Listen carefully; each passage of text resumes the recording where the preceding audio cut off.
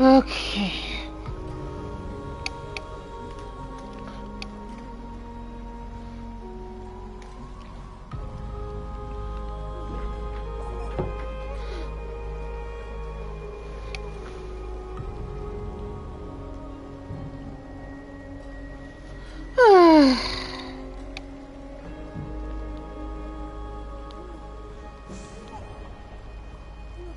What about cry and die?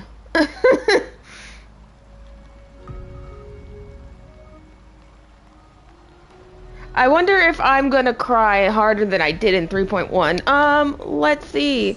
Look at her, she's so pretty.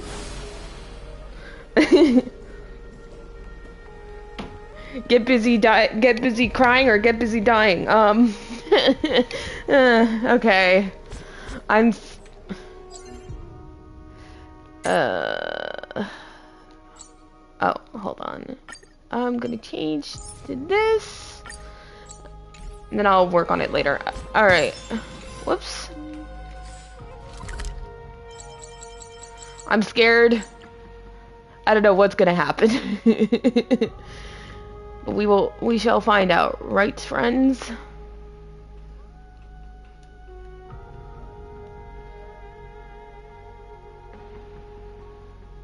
Oh, there we go. Alright. Well, no, I just got Cass yesterday. This is rich with the sweet scent of flowers. Can we stay here for a while longer? No, she's so cute. Help. Wait, where am I supposed to be going? No, I'm where I'm supposed to be.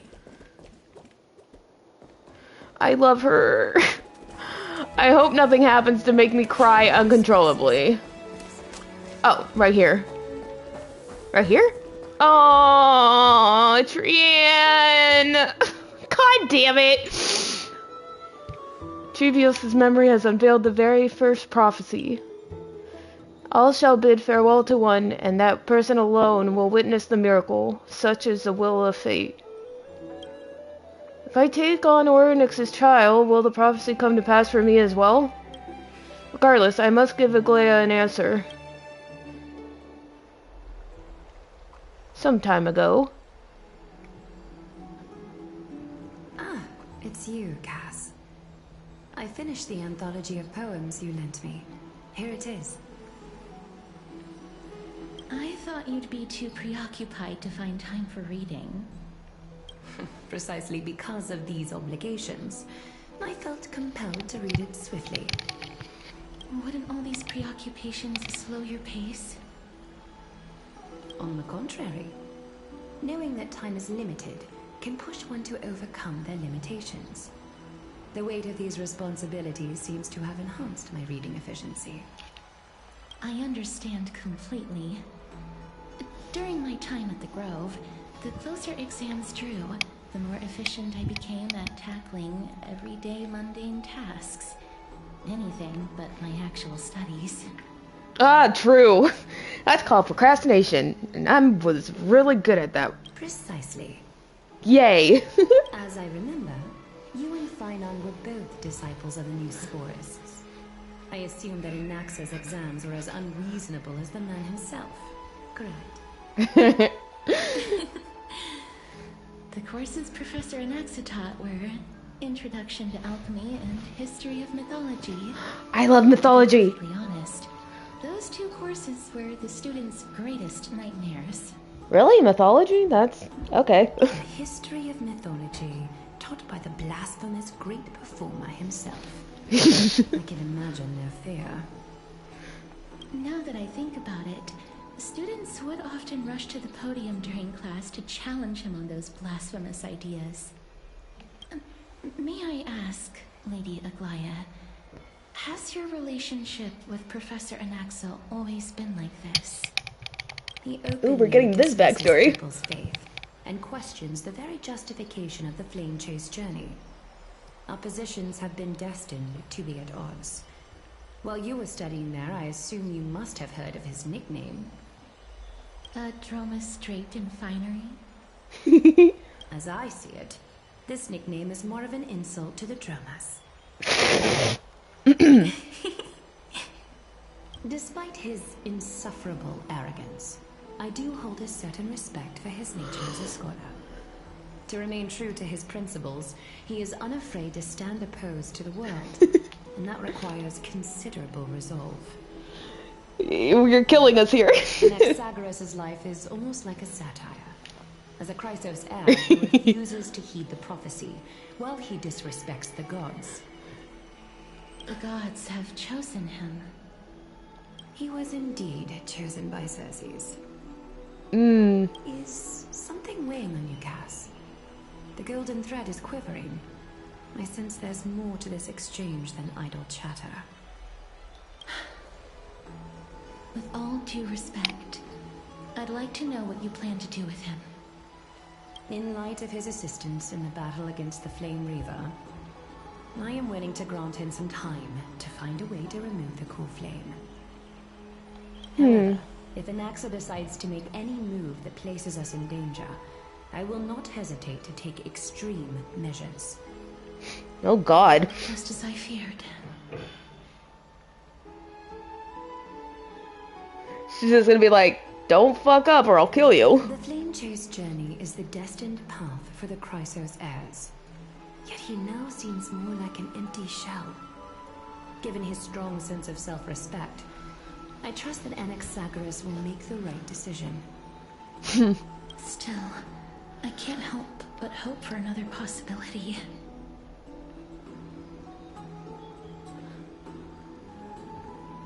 I don't think so, but I also don't remember 100%, so don't quote me on that. Perhaps Anaxa will also overcome his limitations, now that he knows time is limited. I understand your stance. Hello. Let's continue this discussion another time. Mew mew. Hi, Mimi. But now, let's greet our guest. You're here. Hello. Does this mean you're ready to take on Orynyx's trial? We are ready. Mem and me. It seems that this sacred beast is just as indispensable, given their intricate ties to the Titan. Thanks to you, I've evolved from a little dog into a sacred beast. Surrendering the cool flame is She's a so Chrysos cute. heir's duty. Your selfless assistance is deeply appreciated. Who knows?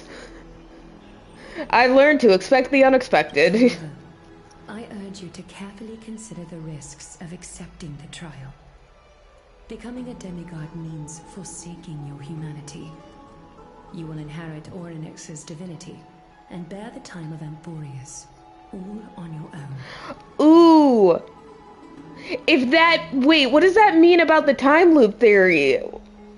That this is just a time loop. What'll happen to us? From that point onward, your fate will be forever intertwined with ours, never to be separated again, until the end of Genesis. You trying to talk me out of On the it? contrary, you are the only one who qualifies to attain divinity. Yet, for that very reason, I do not wish to pressure you. Is there a plan B? It's exceedingly rare to find a capable Chrysos heir.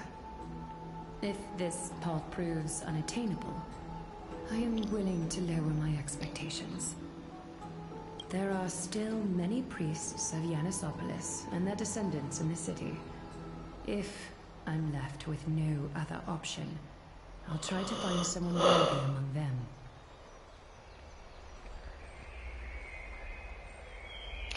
Yeah. If I do not descend into hell, who will? Don't worry. With me by your side, even if things go south, you'll be heading straight to heaven. Aw, ma'am. We've come so far, and everyone is counting on you to be the hero. As for the trial, you have nothing to fear. The Time Titan may be willful at times, but they never caused us any harm. Myth has it that Orynyx opposes mortals, but to me, they just seem a bit timid. Like a child. It looks like you know that Titan rather well. Oddly enough, I don't remember ever meeting them, but the moment I saw Rowan, Oryx's memories were already in my head. Memories that exist outside of your own experiences. Mem, you're so cute, but so mysterious. I can't explain why, but I can vouch for Mem's words. When I was in the abyss, I heard the Titan's groans, full of pain and grievances, yet without any ill will. Just you all to make the right call. Since you've made your decision, go back to the bath chamber and get some rest. Trina will call for you when the ceremony is ready. It is difficult for me, as the guide, to absolve myself from blame for things to have progressed to this point. Time and again, you have risen to the occasion for Akima. Nearly rewarding you with some honeydew is no longer able to express the extent of our gratitude. When the dust settles, I hope that we'll have the chance to have a long chat regarding your return journey and the curse of the sky. It's about time that we lift the taboo and discuss things openly. Before leaving, I should go say hi to Castris. Oh, okay, well, this is awkward. I mean, there were twins in her trailer, so, Mister, may everything go well for you and Mem. You need Aglaia for something, too? It's nothing. I only came to discuss some matters with Lady Aglaia. Previously, I lent her an anthology of poems that Lady Trianne had gifted to me. Tracing back, this anthology was something left for Lady Trianne by a bard before their passing. Although personal properties should be cleared out once their owner has passed on, Lady Trianne gave this book to me since she knew how much I like to read. It just contains Can you tell me more about the book? allegory. In a faraway land, in a city known as Styxia, a dragon corrupted by the black tide descended one day, swooping upon the city like death itself. Styxia, huh? It swallowed the princess of the city whole before it was suppressed. After taking down the evil dragon, the warriors discovered that the princess's life had already met its end. Overwhelmed by grief, the queen hired an alchemist to resurrect the princess using the dragon's flesh and blood. Ew.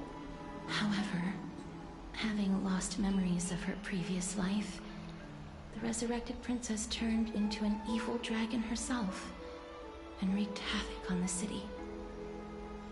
As a result, the prosperous Styxia met its demise.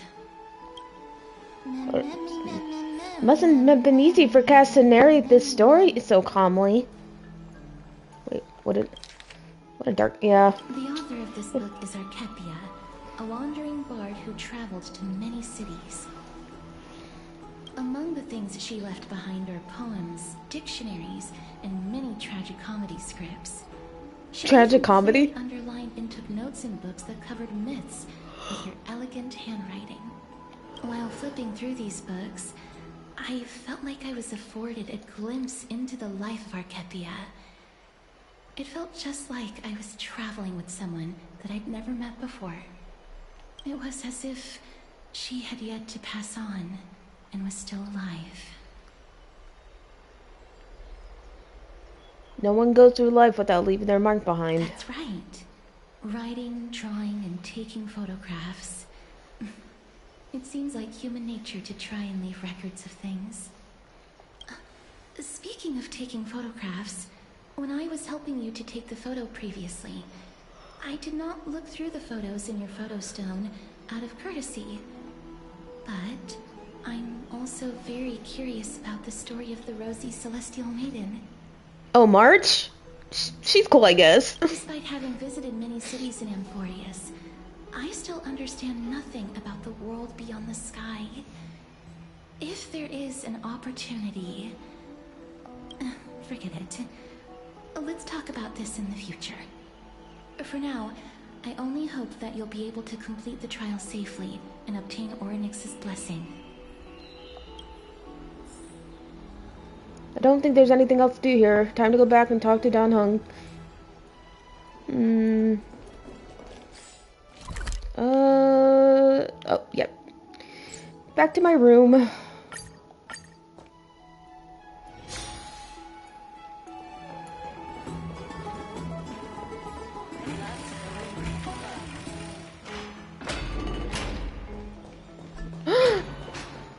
Fine. Citizens Assembly? That's right. Oh, partner, you're back just in time. Hi. This is something that the both of you should probably know. Some good news? Good news? I wouldn't call it that. Oh boy. Is there such thing as good news on this godforsaken planet? Do you remember the Council of Elders that was on our heels previously? Seems like they made their move. Some background information for you. The Council of Elders is an authoritative body and yeah, the Council of Elders, that's what they're called. City representatives. They hold legislative power over the Holy City and are in charge of presiding over the Citizens' Assembly held once every few years. This is the most important social event of Akima. It is highly influential and can even affect what happens to the Flame Chase journey. In other words, every politician ever.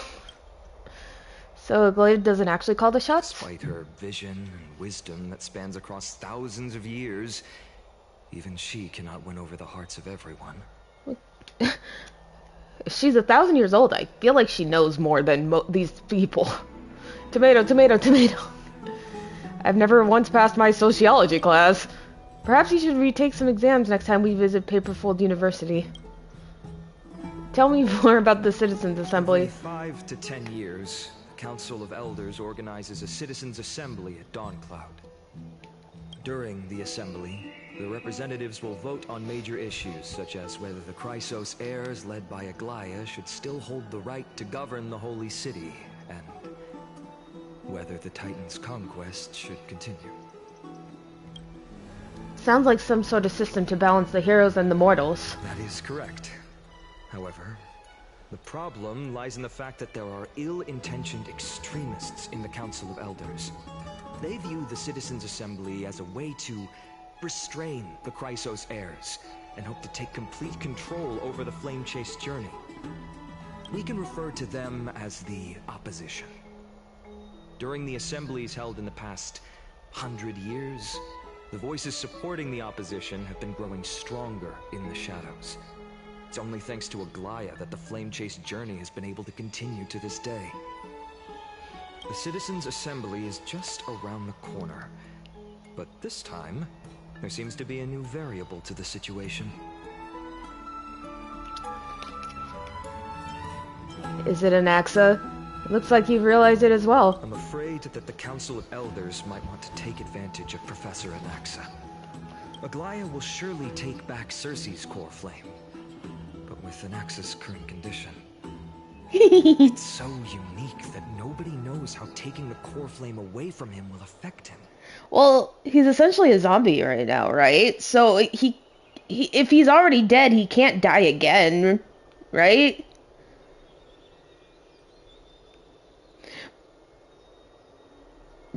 I don't know. He has always been someone that is only concerned about his own research. I'm certain that he must want to escape from the monitoring of the Golden Thread and protect himself. If the opposition were to offer an olive branch at this time. Oh yeah, I mean, you can't kill... I mean... I don't know. I don't know what's gonna happen.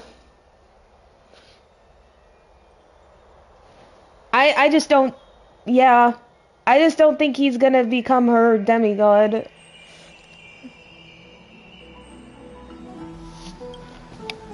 You suspect that he might betray the Flame Chase journey and defect towards the Council of Elders? Anaxa has never believed in the prophecy, so technically it cannot be considered a betrayal. However... Can't betray what you don't believe in. The Chrysos heirs, and has long been considered an important ally of Akima. I truly do not wish to see comrades turning on one another. Oh, you're such a good boy. I love you. I have a better understanding of the full picture now.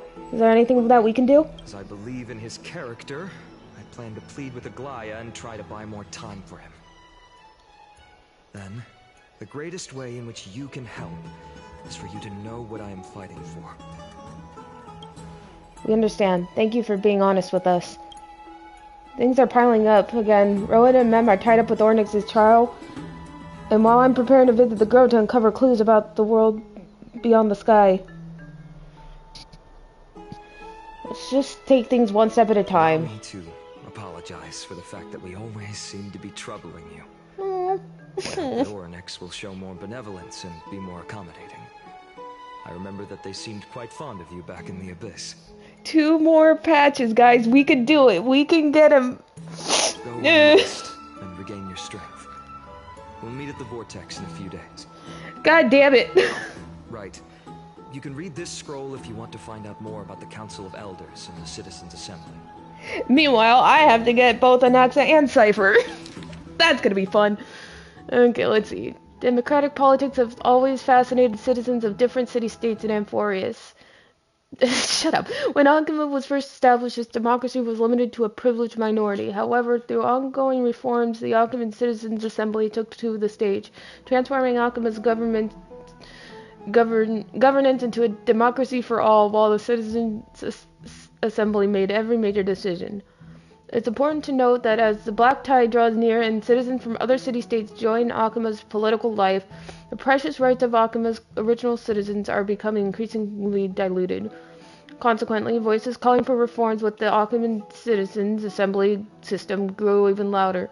Democracy is only one of the consequences of civilization's development, rather than the cause of development. For democracy to be productive, it must appoint different rulers for different societies, situations, and issues. No single rule can be optimal for all scenarios. In other words, Akima's Citizens' Assembly system will continue to evolve as this book is written. Due to time limitations, this publication focuses on the current Akiman Citizens' Assembly, not in its future developments. Readers should bear this limitation in mind. Before examining the Achaemenid Citizens' Assembly's operational mechanisms and core functions in depth, we must first address the matter of citizenship rights and citizenship policies of Akima. The elders have once noted that Akima is a collective of free citizens. Due to the substantial powers citizens possess, citizenship qualifications must be strictly regulated to ensure citizen rights. Discussions on the recognition of naturalized citizens' rights were once the foci? That's the plural of focus? Okay. Of disputations between the leader of the Crisis heirs and the Council of Elders. As more Amphorian city-states fell over time, and as the Black Tide drew closer, citizenship rights reforms became imperative. Judging from the final outcome, citizens from all city-states have equal citizenship rights in the Holy City and can have equal participation in public matters. While social differences naturally exist between rich and poor, locals and travelers, the Holy City of Akima would not allow the social distinctions to become political divisions and will ensure complete political equality amongst all citizens. Bearing emergencies, Akima's Citizens' Assembly follows strict protocols when it is called. The current Council of Elders, a governmental entity made of representatives of the city-state, posts the upcoming Citizens' Assembly agenda and venue, usually Downcloud in the Holy City, as a wall of heroes before each meeting. Usually topics are proposed by Council of Elder members before the Assembly and become official Assembly items after receiving majority Council approval. The Council predetermines what matters to address and when. Once confirmed, the Council Chairman hands over the agenda to the Council of Elders Assembly Chair, who presides over the meeting. Spit. Normally, matters cannot be discussed at the Citizens' Assembly without prior Council review. Council-reviewed matters yield only 2 outcomes. Either they're already thoroughly discussed and only need citizen votes, or they require citizens to hold debates to reach final resolutions during the Assembly. Results are tallied using pottery shards blessed with Kephalese runes, with voting Dolia? I don't know. Placed throughout Akima's during assemblies. After thorough discussion and voting of all proposals, the Council of Elders posts approved decrees at the Wall of Heroes. This assembly wields the important capacities of legislative power and the appointment of government officials, declaring war, conceding peace, and the actual control of the armies during wartime. Yet historically and practically, Akima's Citizens Assembly isn't fully controlled and directed by citizens, but rather a means to ensure that elites who represent the majority's social interests can effectively manage social matters. In other words, the current system where the leader of the Chrysos heirs and the Council of Elders jointly manage Akima was decided by the Akiman Citizens Assembly system. Citizens influence policymakers through voting and other means of political participation rather than directly managing social affairs or making political decisions. The Council of Elders is a governmental organization consisting of representatives from Anforius, the city-states. While most are elected by their city-states, some receive direct invitations from the current Council of Elders members. Authorized by the Citizens Assembly, they manage various practical affairs within Akima. The most renowned honorary elder is Lycurgus, an Antikytherian, a race that was already nearly extinct before the Crisis War. He had communicated directly with Kefli multiple times during the era Chrysia and passed the wishes of mortals to Kefli, showing himself as a true Theoros. Lycurgus' neutrality is well noted by all, which explains his frequent selection as the Citizens' Assembly chair. Significantly, Elder Canis has showed great effectiveness in Akima's governance and gathered many followers. Many believe Canis will leverage accumulated resources to challenge the current situation where the Chrysos heirs hold real authority and transform Akima's political structure.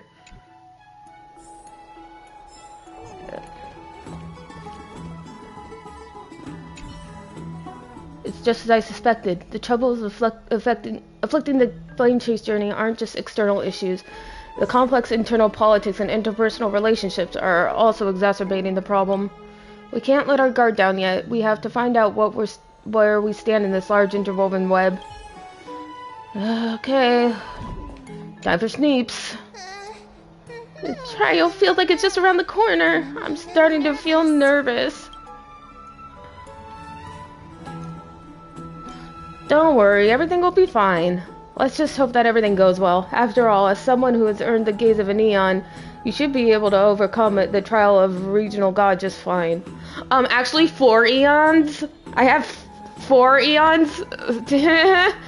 Anyways, we've also unknowingly gotten used to sleeping with the midday sun shining brightly above our heads. Get some rest, Rowan. Perhaps a new phase of our trailblazing expedition in Anforius is about to begin. Yep. I don't know what's gonna happen, but let's do it. Esteemed one, Orynyx's vacant totem awaits. If you have already made your preparations to become a pillar of Anforius, please step forward.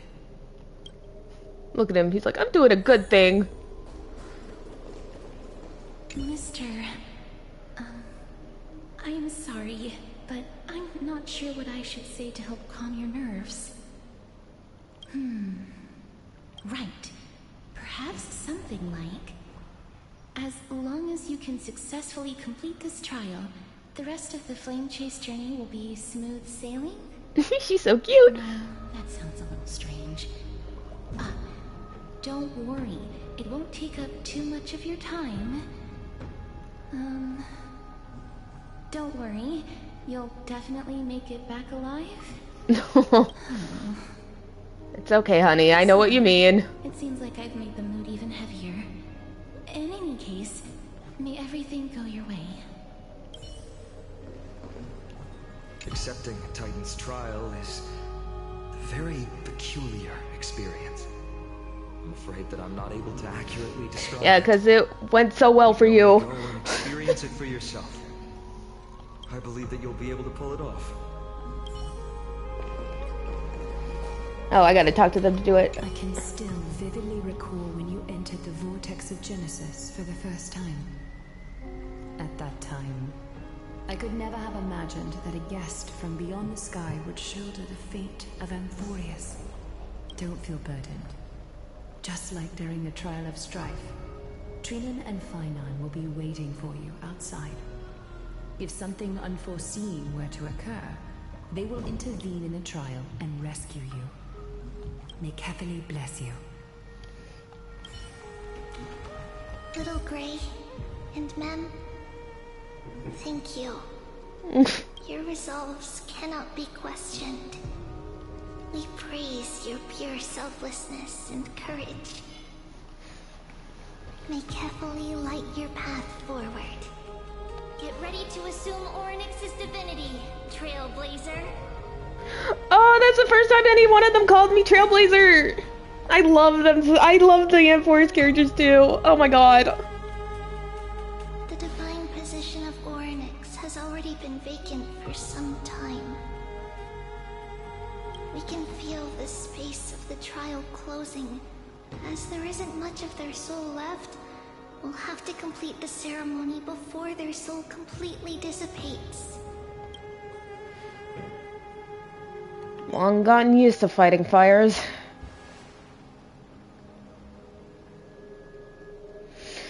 Ooh, what? The core flame coveted by the miracle that once belonged to the great Vale of Evernight, Orynyx. It shall now be returned by the two elected heroes of the Chrysosairs. A traveler who is upright and courageous, and a sacred beast that invokes miracles. It's also who for me, not that. It's also Both of you, please, come forward. Alright, let's do this. Recite along with us. O Majesty of the 12 Titans, pillars of the world, we seek your divinity to mend the rifts of the world. Fill our bodies with blood of gold, till we wither in willing service to the prophecy.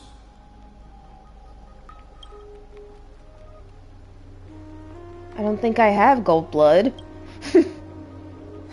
These are just words meant to make the prayer seem more solemn. Please, focus. Sorry, I'm such a dork. And surrender the core flame. He's so cute. I love him. Let's...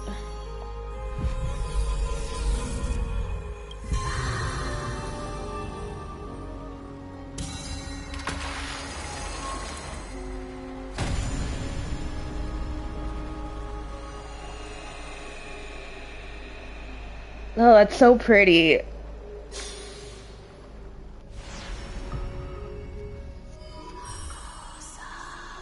Yay! We got another one! Orynyx. Their soul has been waiting for a long time. Perhaps they're also quietly waiting for the arrival of their successor. Aw, I love all of you.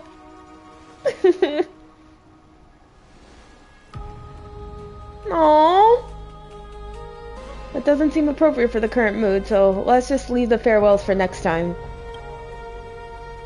Don't worry, you're tougher than I am, right? Aww.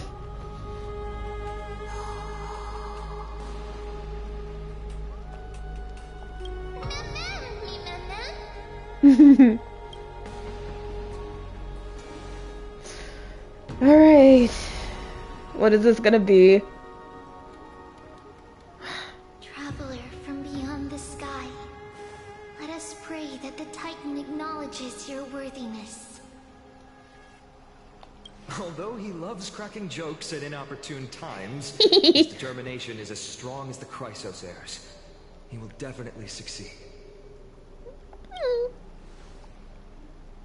While he's away, I would like to have a chat with you, Aglaya.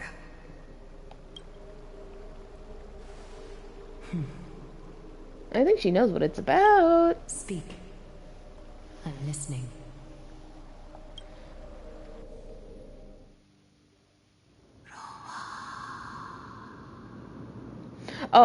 I said it before, I make my Kalis like the biggest dork ever. I pick all the funny options. Slap, slap.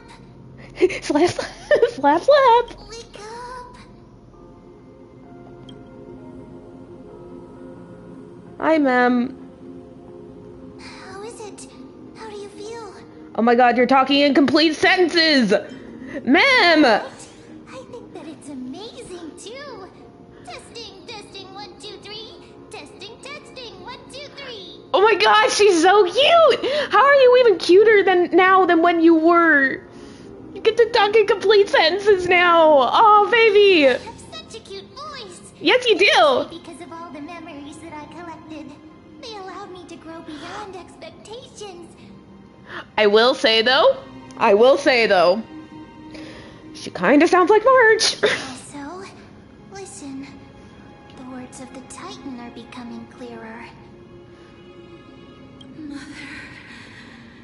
Mother, it hurts. Have I finally reached the end?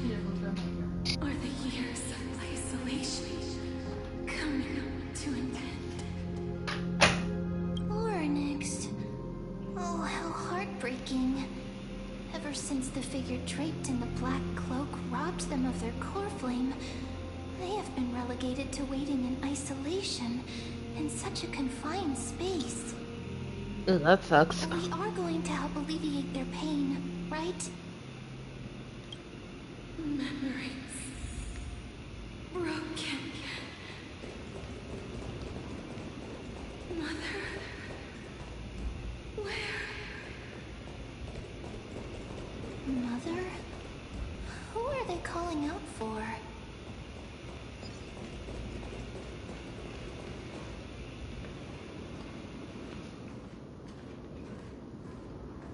You. It's you. I remember you. Skyfather has gazed upon you. Mother is calling for you. Does Skyfather refer to Fuli?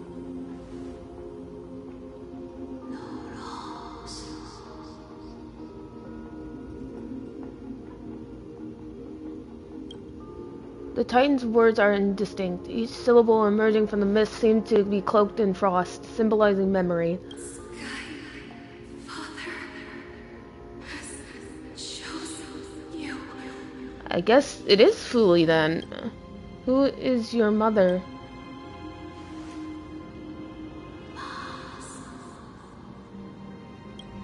A majestic voice pierces through the golden mist, reaching the unseen mountain walls in the distance, reflecting and returning to your ears as an echo. Within the echo, you seemingly could make out the cry of a baby.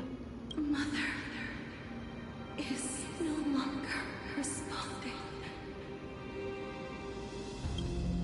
We've come to you because of something important.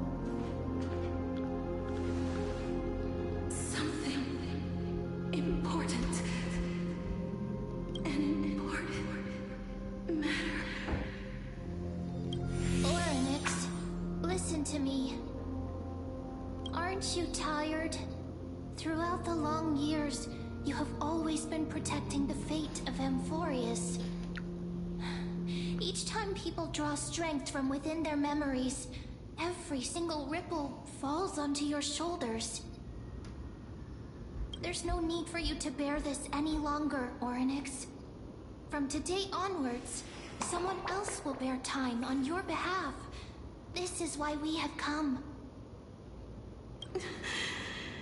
Freedom. Freedom. I want freedom. Oh, poor child. Everything will be fine. Let us help you. You can have a good rest now.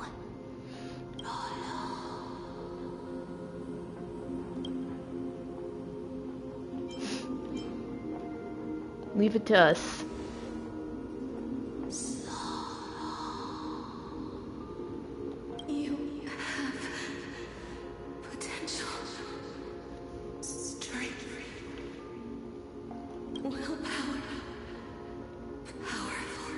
and tenacious. But you lack something. Just one thing. Oh. Lacking something. What is it?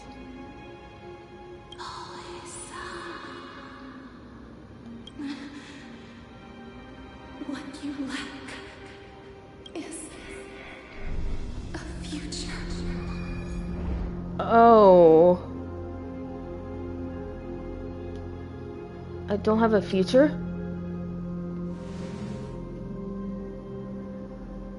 Future? Oh, right, because whatever we're gonna do with Cass, probably. From the sky, you should have dissipated already. The gaze from the Sky Father stabilize your form. Because from the moment you cross the sky, your life was cast away. Right now, you are simply a collection of walking memories. What? How is that possible?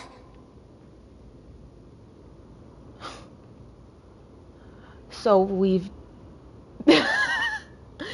So we've been dead ever since we got to Amphorius. Is that what is that what she means?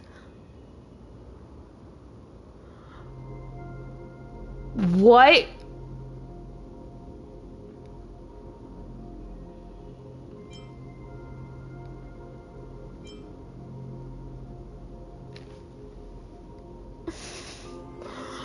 Huh.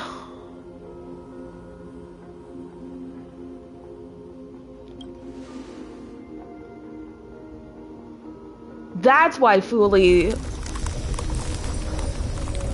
Yep, here comes the ice. The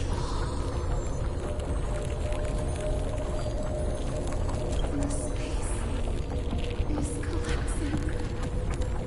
Someone must inherit the authority of time.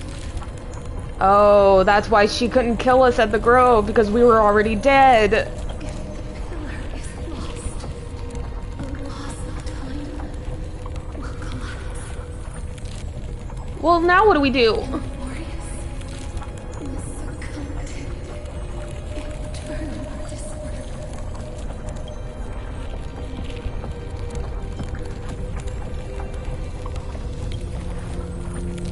Time never compromises, never bears grudges, never forgives, never makes a choice. Child of humanity, Titans, Mother, Sky Father, time restrains everything that exists in this world. Uranus's divinity is dissipating? Is the trial coming to an end? Strider of remembrance, my strength, I shall entrust it to you. The fate of the world, if you wish to save it, go and find your future that has been stolen. Even if that means you'll have to change death. You'll have to challenge that. And a shadow clasped with unlimited wings.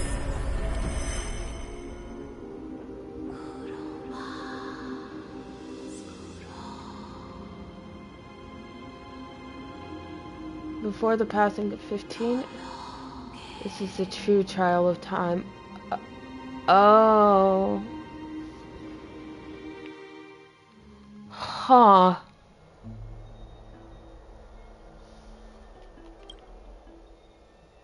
That's why we...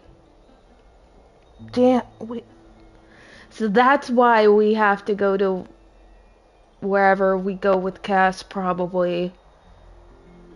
Oh my god, is this literally Hercules' story? Or of getting our soul back?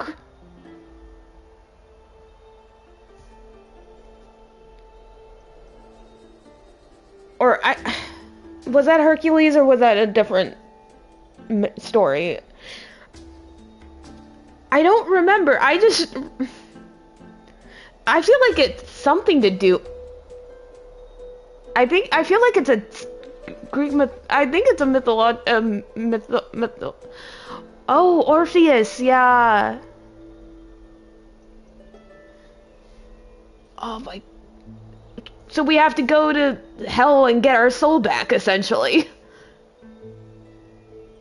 Because we must have died when we got blasted out of the sky. And that's why Fuli was able to gaze on us. Because we were just memories. My head hurts. You're finally awake. I'll keep it simple. You succeeded. Ornyx has entrusted you with their divinity. Now you're no different from a demigod of Amphoreus. However, Mem has told me about what happened during the trial. They are still explaining things to the others, and told me to bring you back to your room to rest first. Don't sigh, Don Hung. I'm fine. There's something that I've never told you. When we landed on Amphoreus, our car was pierced by Nigador's lance. Oh, so that's what it was. Do you remember? Back in the ruins of the Abyss, that was what I said. You passed out when our car got hit. I blacked out too, but not before dragging you out. It's a good thing we were in the car, or we would have been crushed to pieces. Actually, my account kind of made light of the situation. What actually happened was much more complicated. You were severely injured back then, with several wounds still bleeding profusely. I struggled to carry you out and used the last of my strength to stem the bleeding, but then I was also hit by a falling rock and lost my consciousness. The last time I checked, you still weren't breathing, but when I regained consciousness, I saw that you were alive and full of energy, so I never brought this up again.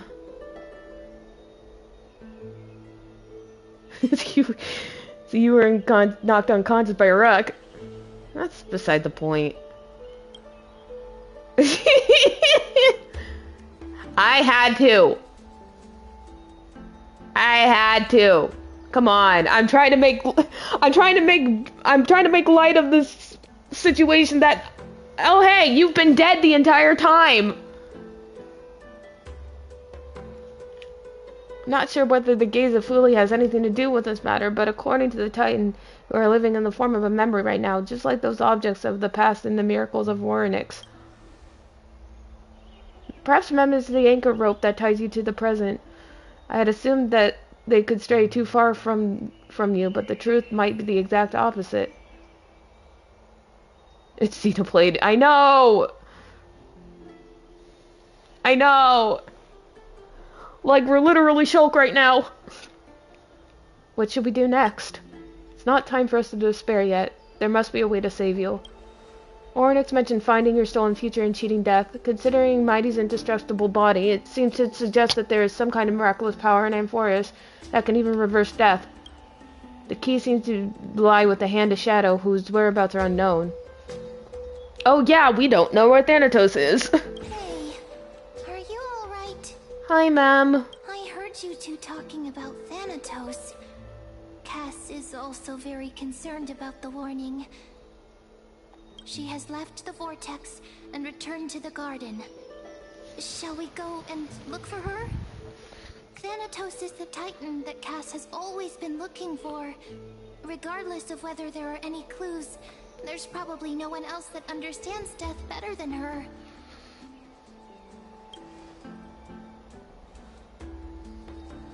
Let's do that then. Oh, right. There's something that I have to tell you. The Chrysosairs already know everything that has happened to you. I was too worried, so I told them everything. Please don't hate me, okay? Why would I hate you, ma'am? You're so... You notice a resolute yet gentle look in Don Hung's eyes. He doesn't want to burden you with his worries and words. You already understand. His trust in you transcends words. As he once said, it's not the time for sorrow yet. Next, he will go to the grove to check out this... Wait. the chat boxes are covering the words. Next, he'll go to the grove to check out the situation while you should be looking for Castris with Mem. Screaming into the void because everything hurts. What do you mean we were dead this entire time? Like, how are we dead? I mean, I guess because, yeah, I mean, I know how we died, but, like, you know what I mean.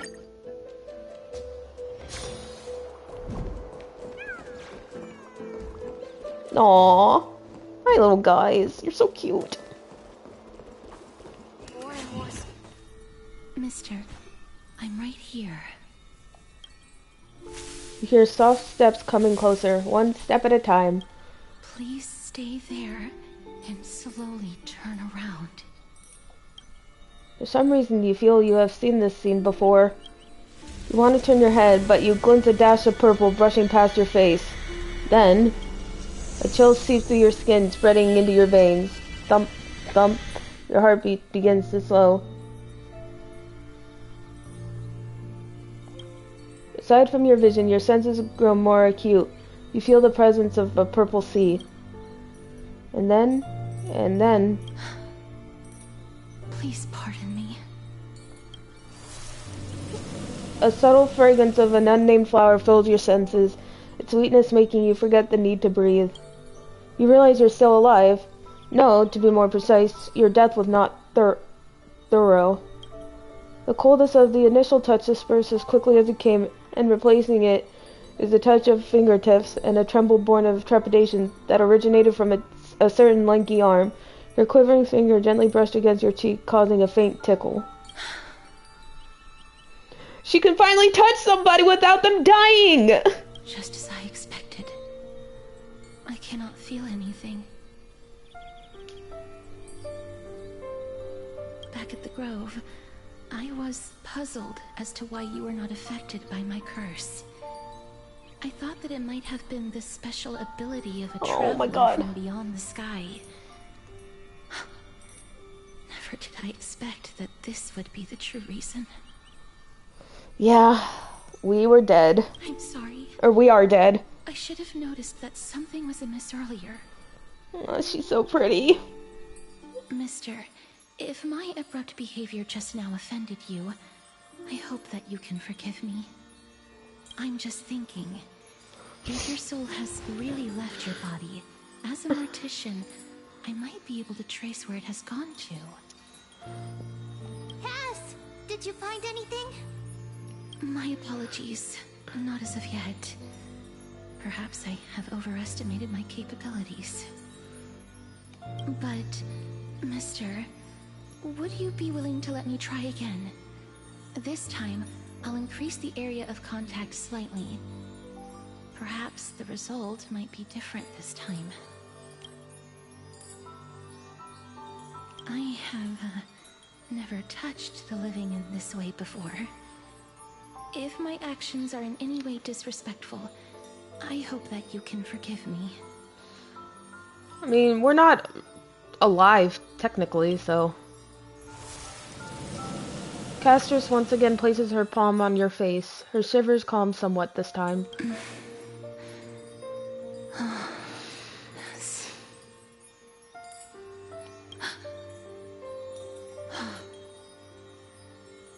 Did you discover something? I seem to have caught a glimpse of something. Your soul is currently roaming someplace and cannot find a way to escape. But perhaps it might not be a bad thing. If your soul is still wandering around, it means that we still have time. We have a chance to find it before the fingers of Thanatos sweep everything away. Clues. Just a few more. I need more guidance. The connection has been severed. With my strength, I'm not able to trace it. It was me. I was a little too hasty. Don't worry, mister.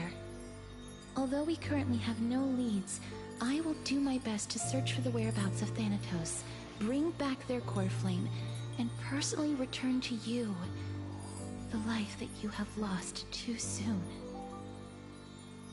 I know that I'm lacking in confidence, but I hope that you can keep this promise of mine in mind.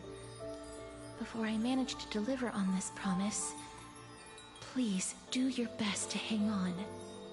Amphorius needs you.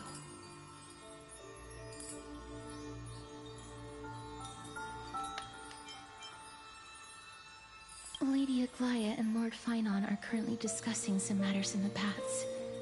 They're worried about you too. If possible, please go there and let them know that you're well. Although, I don't actually know whether your current situation can be described as well. Well... Also, please accept this Styxian fable. Reading can help one to focus and relax. I hope that reading this can help tide you through this difficult period. Species are disappearing. Lady Aglaya and Lord Finon are currently... okay. That music, that piano was so pretty. Like sleepy? I mean, that little guy.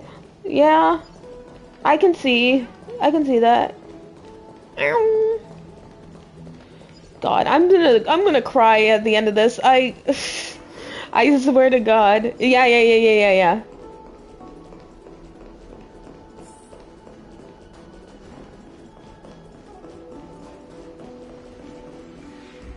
Yeah, I forgot. Hi, guys.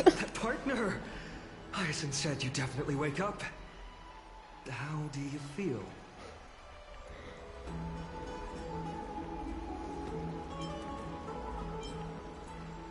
She could even take the pulse of someone who's dead? It's the medical prowess of the Twilight Courtyard.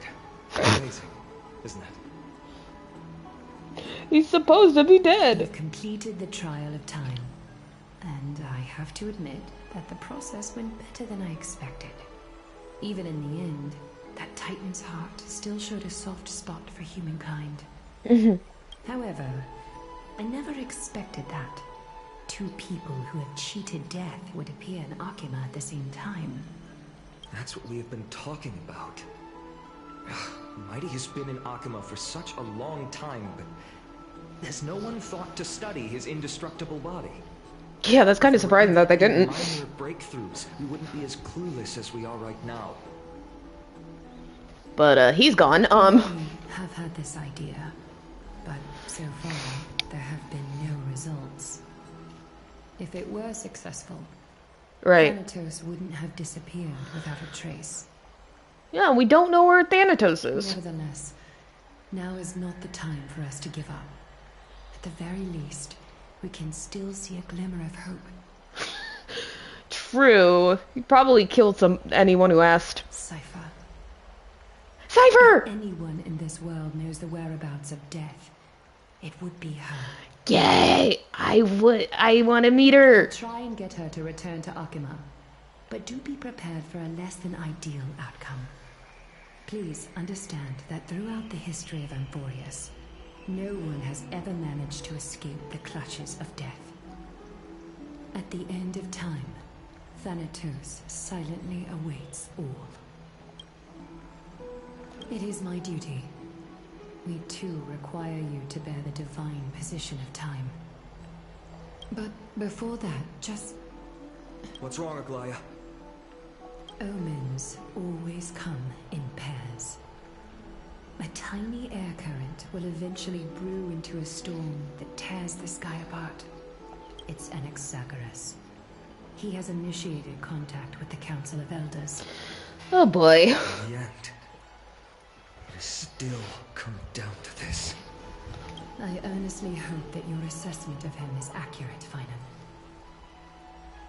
I'm sure he's fine. Nothing bad's gonna happen. she says in extreme unknowing jest. Otherwise, the efforts of my teacher and I of the past millennium might be reduced to dust because of that great performer. Oh, Jesus Christ. No pressure. Oh. Okay. Not long ago. Oh my god. I'm back here again. He's just so pretty for her. This dream. This realm is covered in a silk-like fog. For what? It is barren and harsh. The crowd of travelers leaves tracks everywhere. So unfair. Anyways. Excuse me, what is this place? Where in Amphorius are we?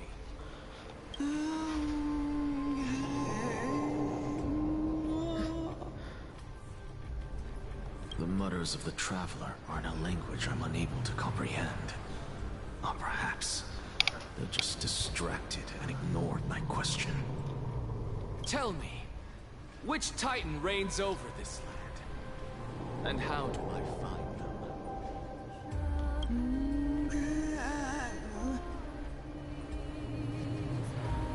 Didn't the live stream say that the Black Tide took his eye? And that's why? Hand of Shadow. Hand of Shadow Thanatos. Could this possibly be the Netherrealm? Is he? I don't know. Not Netherrealm. I mean, technically, we're all dying. Then where is this? River of Souls? The River of Souls. Of the Netherrealm? Are you heading downstream toward the Netherrealm? On the River Styx, The Netherrealm. Nothing but an illusion. Titan rejects you. Me. Listen. What? The traveler lifts their wrinkled fingers and remains silent. I look in the direction they are pointing and listen closely. There. A massive shadow brought the sound of rushing tides. The sound of tides. I can hear it.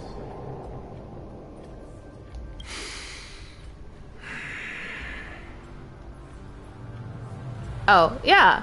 I agree as well. I hear it. Deep within the tides. Beyond the closed gates of the void world.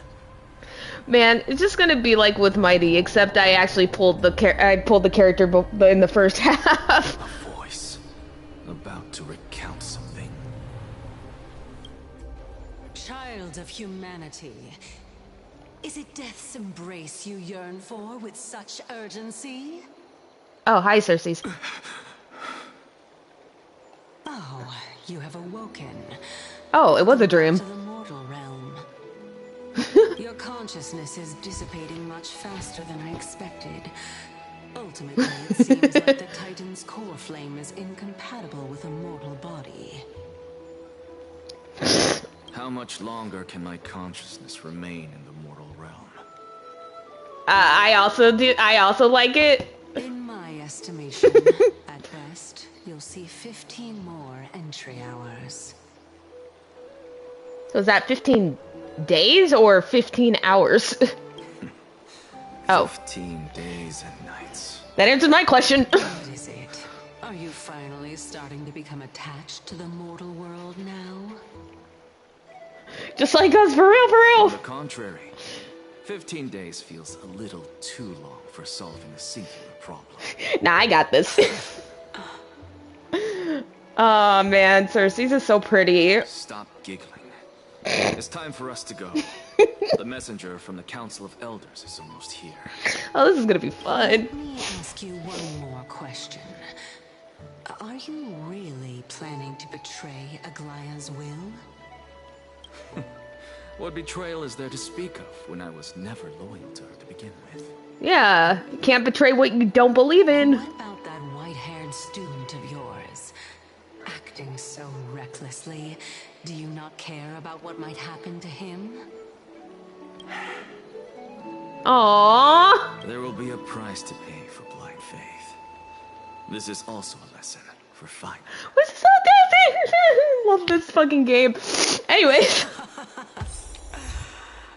You truly are a strict teacher. Oh, I can... Of course. This is how I've always been. Are we gonna do any... Are we gonna do any fighting? I don't know what to do. Wait, hold on. Fine. There we go. You know what? Sure. Why not? Looks like it's not a bad time for a performance. Oh, with me. Right. I was like, who? What? Who said that? No, okay, we're good. Oh my god! This is so cool! Okay, not gonna lie. As much as I love Cass, I'm kind of more excited for an exit. But, you know, I'm a husbando enjoyer, so, you know. There's only 3 men in all of Amphorius. What's up with that? I mean, playable characters. Like, I don't get it. Woo! Bang, you're... He's got a gun! To keep you waiting, Lord Anaxagoras. Who the hell are you? It's been a while, Lord Anaxagoras. Ooh, that's a nice design. I greet you on behalf of all the citizens of Akima and express my deepest regret about what happened at the Grove of Epiphany. It's you. I never expected that you would personally come and meet me. Bowing carefully into Lenten above, I have come as a testament to the justice of the Council of Elders. There are Antikytherans here? They have been a rare sight ever since the Chrysos War. I extend to you my utmost respect, revered Titan. Oh, so they can see her. I am Lycurgus. Oh, you're They Lycurgus. may call me Lygus, holding an honorary position within the Council of Elders in Akima, and as the Theoros, I stand to protect the right of all upright citizens to express themselves freely. You can see them too? Yeah, that's just what I... About us, we Antikytherans perceive the world through the amplitude and frequency of souls. Just as I am conscious that Lady Aglaya is secretly listening in on our private meeting from afar. If necessary, Lord Anaxagoras, I can sever the golden thread to protect your fundamental rights. She's spying on him. The demigod should know better, for such is her station. Spare those poor threads, and just let her listen to my words. They shall serve only to unveil her own folly. May I interpret this as you having a countermeasure? I need not any plan, because she can do nothing other than petty espionage. As the Citizens' Assembly approaches, and with Orynyx's fall, any attempt to capture the core flame within me will only usher chaos and calamity. A truth she undoubtedly comprehends. Man, the sass is so real and I love it so much. I, Anaxagoras, serving as the Grove's special envoy to Akima's Citizens' Assembly, have long known the extent of your abilities. Let's forego the formality of asserting authority, Lord Lygus. Lead the way. Very well.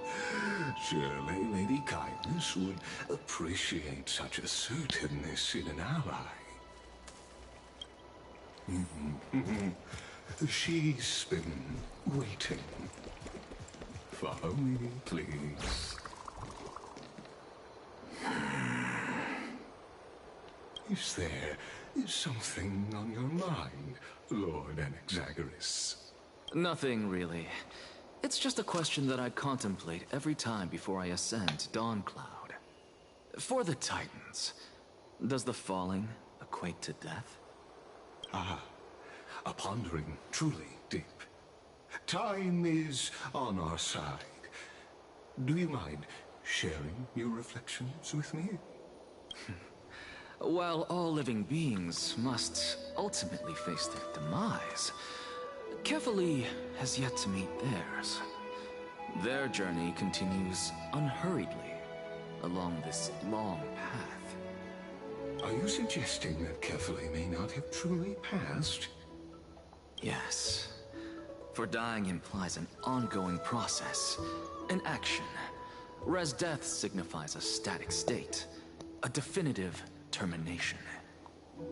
In contrast to mortals, Titans exist on a grander scale of space and time, thus elongating their passage into death. The notion of their fall is but a misinterpretation born of mortal ignorance. Ah, an intriguing concept, albeit challenging to substantiate. After all, Kefali has maintained a profound silence ever since the era of Rasa, while scholars and priests alike have conveyed the message of the gods' imminent fall. Perhaps the gods in their arrogance deemed it beneath them to Yeah. reveal perspectives to mortals. That's true. Could you elaborate on your statement?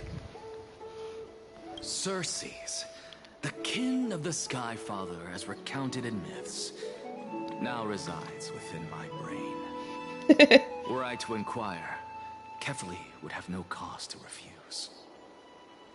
Oh. That very well could be true. But what if the world-bearing Titan still chooses to remain silent? You have the right to remain silent. Everything that you say will be held against you in the court of law.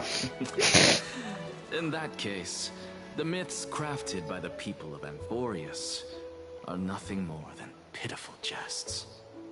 Oh, damn. It's worth a try. I believe, and I'd love to witness the fruits of your theory and the change it may bring to this imperiled world. Objection! Sorry. I completely concur with you on this aspect. If the Titan has indeed met their end, any response from them would be impossible. Oh. Whoa.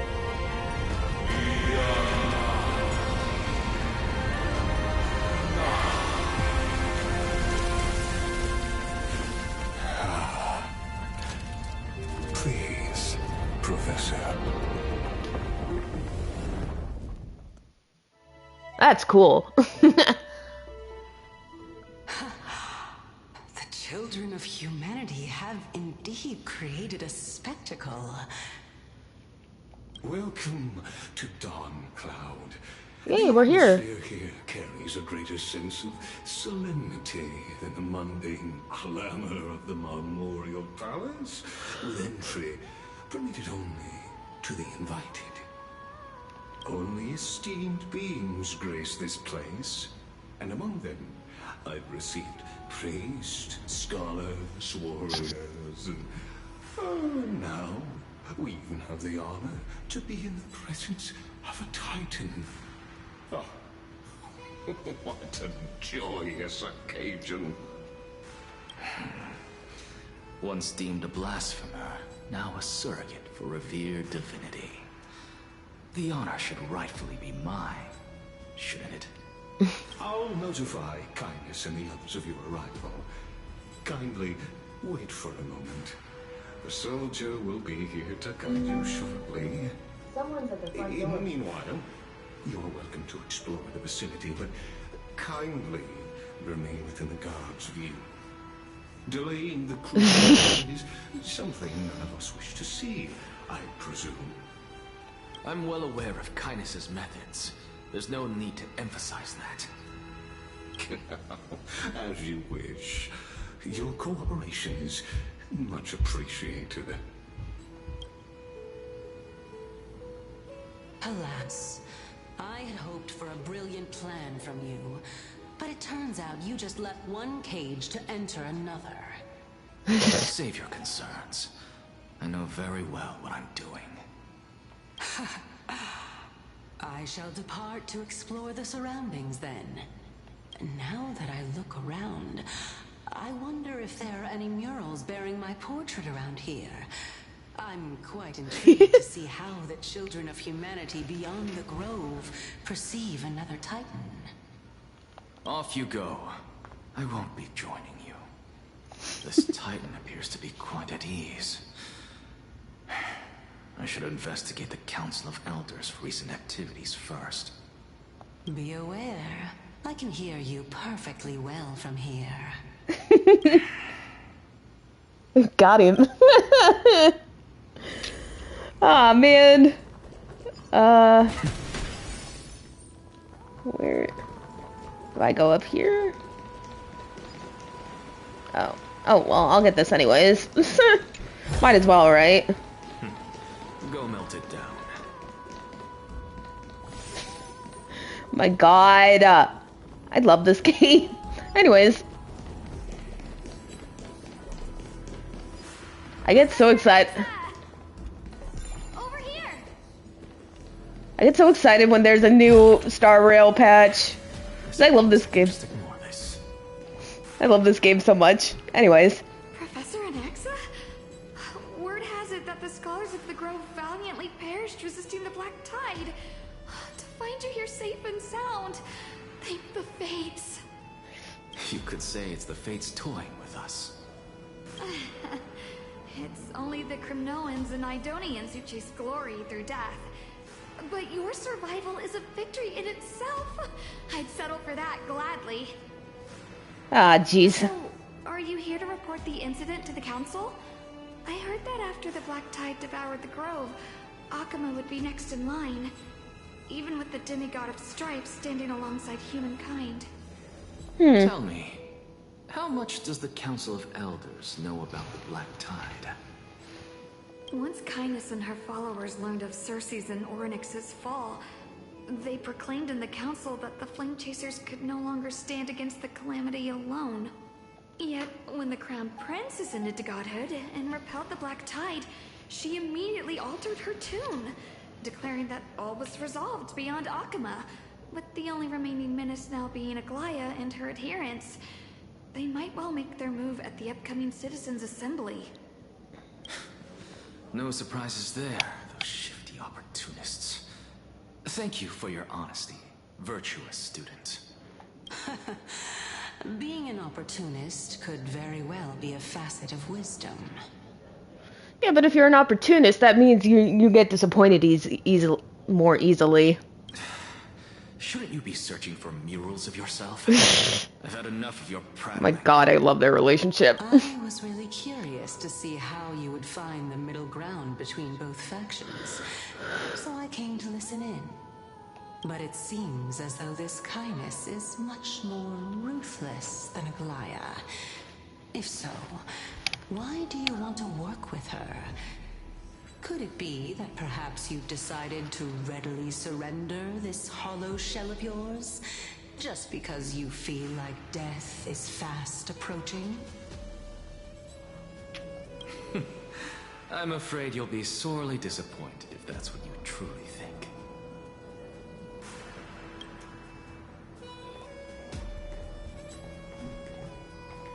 Okay, let's see. We're off to now.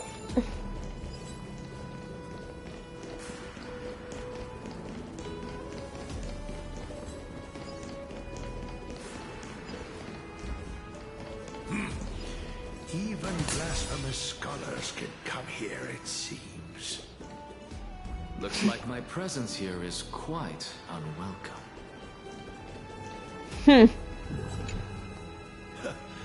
Anaxagoras, I thought that you had died to the Black Tide, just like the other scholars. As Kephales's priest, are you not aware of the decorum of respecting the dead? Surely you jest. You blasphemous heretics are not worthy of respect from the Supreme Being. Question. So is Kephali like Zeus in this aspect?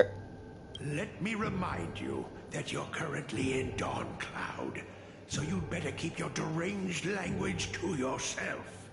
I am no longer that altar servant from years ago, who could only acquiesce to the commands of others. Yeah, okay. Now, I have plenty of ways to deal with people like you. Shut up, old man. I'm not sure whether I should laugh or cry right now. I can't believe that a follower such as you could have been made by a creation titan. As I see it, a dead titan can't provide you with this level of confidence, right? Then who is it exactly? Could it be kindness? You. Seeing how fond of you Elder Kindness is, I shall let that slide for now. Leave immediately, and don't impede us from receiving the Supreme Being's blessings.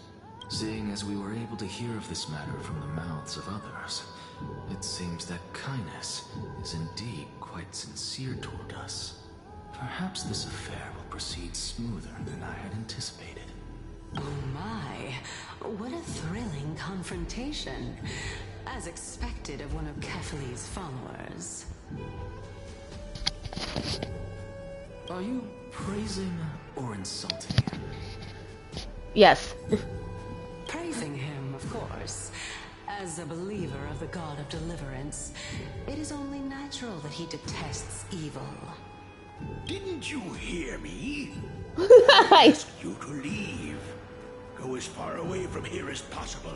She's living her best life. Yourself like some sort of madman and disturb my meditation. Oh, they can't see her. Okay. Enough of this. Could the 15th entry ever arrive any faster? It's like, God, I want to die. Same. Oh my God. Oh, now what is she doing? My, could it be that the great tree painted in this mural is actually depicting me? Well, I bet they think he's crazy regardless. Every plant, every tendril, no, even every leaf could be the embodiment of Circe's. Me too, me too. As a result, mere mortals who did not know what the Titan actually looked like chose to paint them as a giant tree instead. Their wisdom was portrayed as fruit, to symbolize how they shared their knowledge equally among the masses. Such exquisiteness indeed. I don't want him to be fixed. It's gonna be fun the way it is. Look, there's only 3 male playable characters in Emphorius, and I'm a husbando collector. I need to get all 3 of them. This mural is quite abstract. I already have 1. 2 more. I really can't tell whether you are praising or demeaning yourself. Now I'm quite curious whether the Reason Titan has studied figures of speech before. So sassy. Of course I find such stylistic devices interesting. For all we know, this could be the answer to the question, what exactly are we? I, for one, am not willing to admit that I could look this ugly. Oh my God.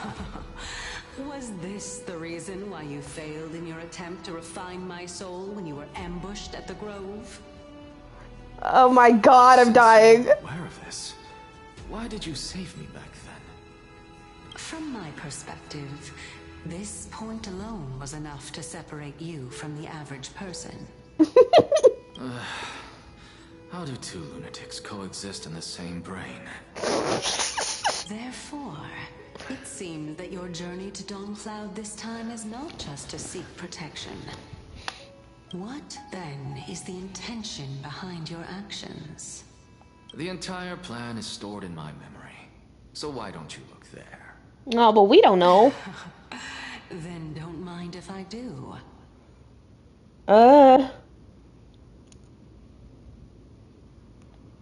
Yeah. 1 year old, 2 years old. She's looking at his entire life. Oh my. Even a member of the preeminent 7 sages must hug his droma stall to sleep. Oh my god! How interesting. Oh my god. How unusual. Your soul is actually trembling. This must mean that behind this toy hides a secret that nobody knows. Right? Oh my god. Since our days are both numbered, I don't mind telling you more about it. This is a present that my sister gave to me. Aww. It's a doll that was made to look like our family pet. Aww. So there are other members in your family, eh? Are they also living in Akama? Don't you just love to pick through my brain? Go on, continue flipping through my memories. It won't take long. You'll discover the answer when you reach the memories of when I was 5. Oh no. Oh, the black tide is everywhere. Oh no. I can't bear to look. She died, didn't she? When I was young, I couldn't accept this outcome either. Georios, Aquila, Kefali, and you, of course. Although I prayed to every titan that I could think of for help, my efforts were ultimately futile. Well then, at least we know why he's a heretic. This...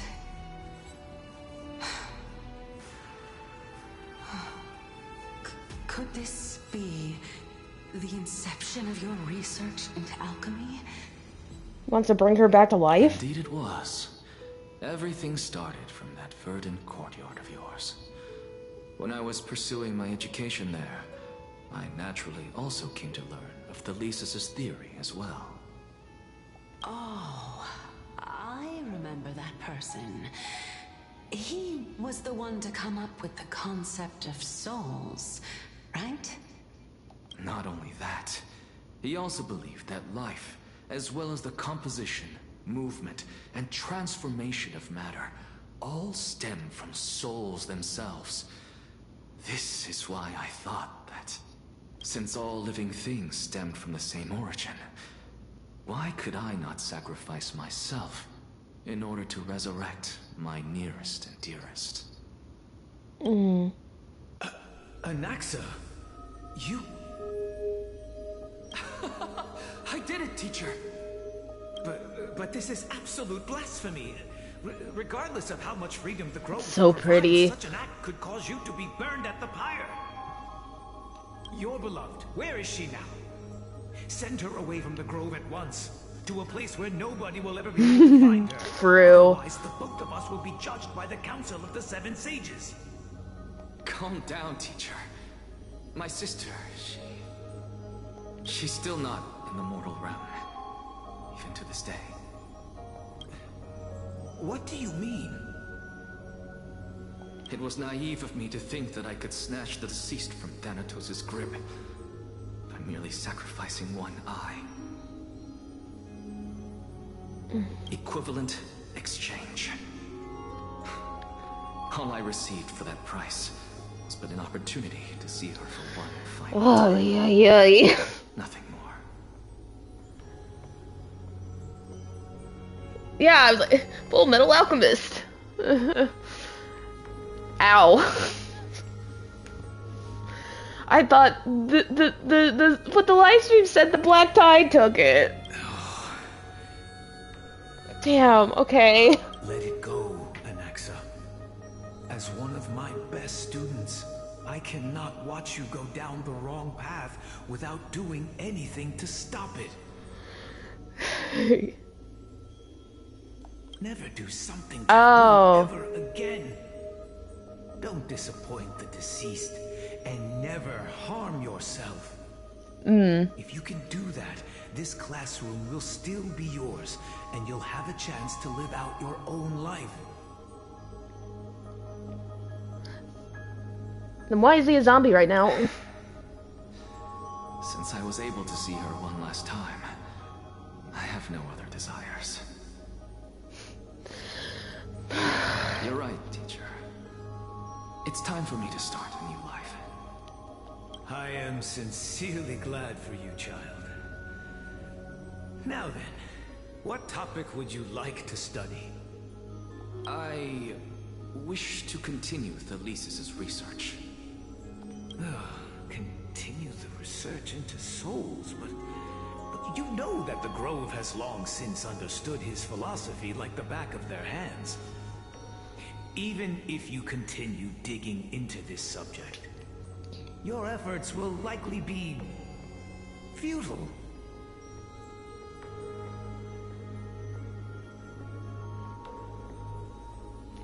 Yeah. I played both, well, obviously I play Star Rail and I started playing Zenless now, although not as much as I play, like, that's my most casual Hoyo game. So he's doing such a good job in both games. I picked Wise, by the way, as my MC. So he's doing such a good job. I love both of these characters. Teacher, after my fleeting glimpse of the deathly fog, I finally understood a single truth. Since ancient days, our understanding of souls is but the tip of the iceberg. I may have lost an eye, but my view of the world has become clearer than ever. I have grasped the truth with my bare hands. Watch as I turn this farcical world upside down. So good, man. Who would have thought such a secret lay concealed beneath that hefty eye patch of yours? However, this story doesn't seem to be connected to your plan. In fact, I'd say that they aren't related at all. The answer lies within the tale. If even you cannot understand it, perhaps you should relinquish the divinity of reason to me. After all, it'd be a waste for you to hold on to it. My story ends here.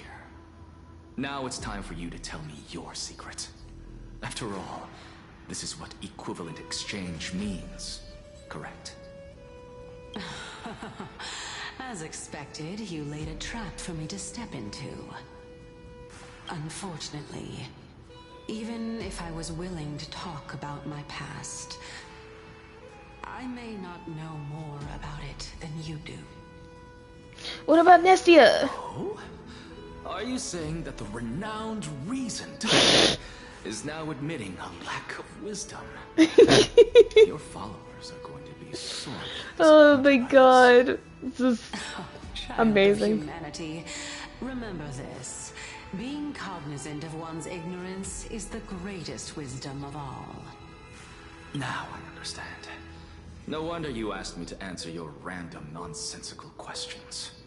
Not only that, you're the only one who can shed light on my query. As the saying goes, No, I believe that. see most clearly. I totally can see that. Is that so? Lord Anaxa, Who the fuck are you talking to? I saw you muttering to yourself and was wondering whether you were caught in a delirium of reflective thought. Whoopsies. I'm sorry to interrupt you, but time is of the essence. I have a message from Lord Lygus. Lady Kindness has met up with the Council of Elders and is awaiting your arrival. So please depart forthwith. Fucking insane ass. It's finally time.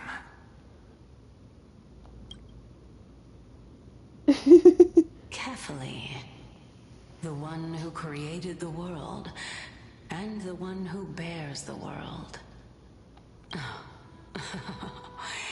If you truly have not met your end, How will you answer the challenges of those who defy you? So, are all the Titans whose core flames we have, are they all dead? I didn't expect you to agree to Lady Kindness's invitation. What a wonderful turn of events. To tell you the truth, there are many people who hold grudges against that Lady Goldweaver. Yeah. Ooh. Isn't that the Dromas draped in finery? Hey, shut up. Avoid his gaze. I don't acquaint myself with blasphemers. Don't worry. He's too full of pride to pay us any attention. Your nickname is Dromas as well? You must really like those creatures. Have you seen the chibis? They're so cute. I love it.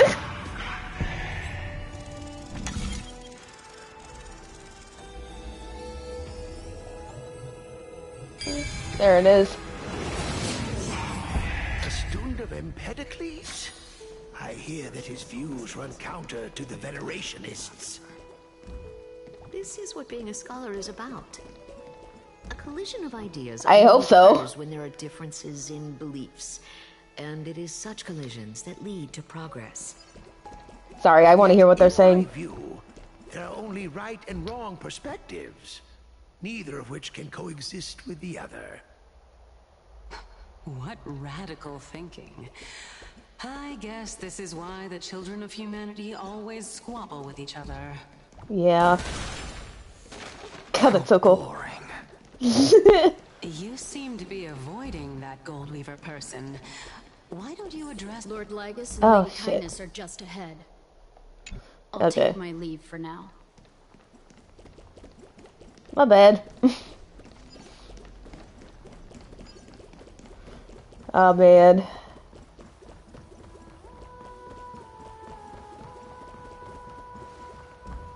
Welcome to the Demigod Council, esteemed guests. Oh.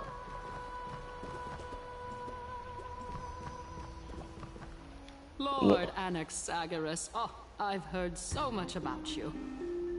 Head of the Nusporists of the Grove of Epiphany, notorious blasphemer, a Chrysos heir who bears Circe's core flame, a survivor of the Grove calamity. Did I miss anything? Well, if so, please be so kind as to enlighten me. Since Lady Kindness is already well acquainted with me, I won't waste any effort introducing myself again. But then again, perhaps the customs are different here. Back in my hometown, there is a form of etiquette known as honoring guests. The host will welcome their guest with warm hospitality by treating them to fine wine and a cozy bed. And yet, ever since I arrived, I have not been welcomed with warm courtesy or ceremonial gifts. Instead, I am met with intense scrutiny. Even more absurd, the host has sharpened their blade and instructed their servants to lie in wait in the shadows. Oh shit. Perhaps you intend to cut open my heart, retrieve the core flame, and then hold a grand feast for all of the guests. Everyone, stand down. They really hate him. For understanding, I am but a feeble scholar who is not used to the stench of avarice and blood. Oh my god, shut up. No need to be humble, my lord. From my perspective, your courage and gumption are worthy of the reputation of the Seven Sages. Your bravery is more than adequate to accomplish our perilous endeavor. We gotta have one feeble scholar in every game, right? So, Both. wish to start a war? Well, since the Chrysos heirs are calling for war, we will respond in kind. Conflict is inevitable. Since Aglaya endeavors to suppress the virtuous commoners with blood of gold, we will not hesitate to display the rights and mettle the citizens of Akana are so entitled to. So war is gonna start? As to your question of whether peace is still a viable option, well, to that I can only say this. Everything hinges on the next citizens' assembly and whether they have a sudden epiphany amid the clamor of the masses. And since you, as a Chrysos heir, accepted our invitation, you have indeed given us a glimmer of hope. What brazen arrogance. What you're saying right now is worlds apart from what you were saying before you retired your cleaners. I don't deny it. After all, they're responsible for cleaning up any threats, and just a moment ago, you were on the side of the Chrysos heirs. But now that you're an ally of ours, we can continue talking somewhere else. As you know, these walls have ears. I was fortunate enough to have the opportunity to discuss a treatise about the Venerationists with your teacher, Empedocles. Yet, it seems you subscribe to the Nusporists instead, Lord Anaxa. I've heard that this school of thought is one with many detractors. It's normal for ideas to have supporters and dissenters. Just like how there are two types of people in this world. Geniuses and dimwits. We live in a society. Right guys? Oh, this is gonna be very... We live in a society. Welcome back to the hub of the Demigod Council, Lord Anaxagoras. Surely you remember that countless eloquent orators have stood in this spot before and emerged victorious by stoking public sentiment with their words. And yet there have also been innumerable blasphemous philosophers who set themselves up for failure because they refused to defend their actions. This tiny stage is the most profound embodiment of Akama in centuries. In 15 days, this site shall also become the most important, as well as the final turning point in Akama's history. What's in the middle of that cube? I can't really tell. May the both of us carry out our duties with honor and lead the masses back toward the Erechrysia, a golden age with no death, strife, or trickery. Oh my, 15 days and nights. That aligns perfectly with the date of your demise. Could such a coincidence truly exist? Using death to prove myself fits my intentions perfectly.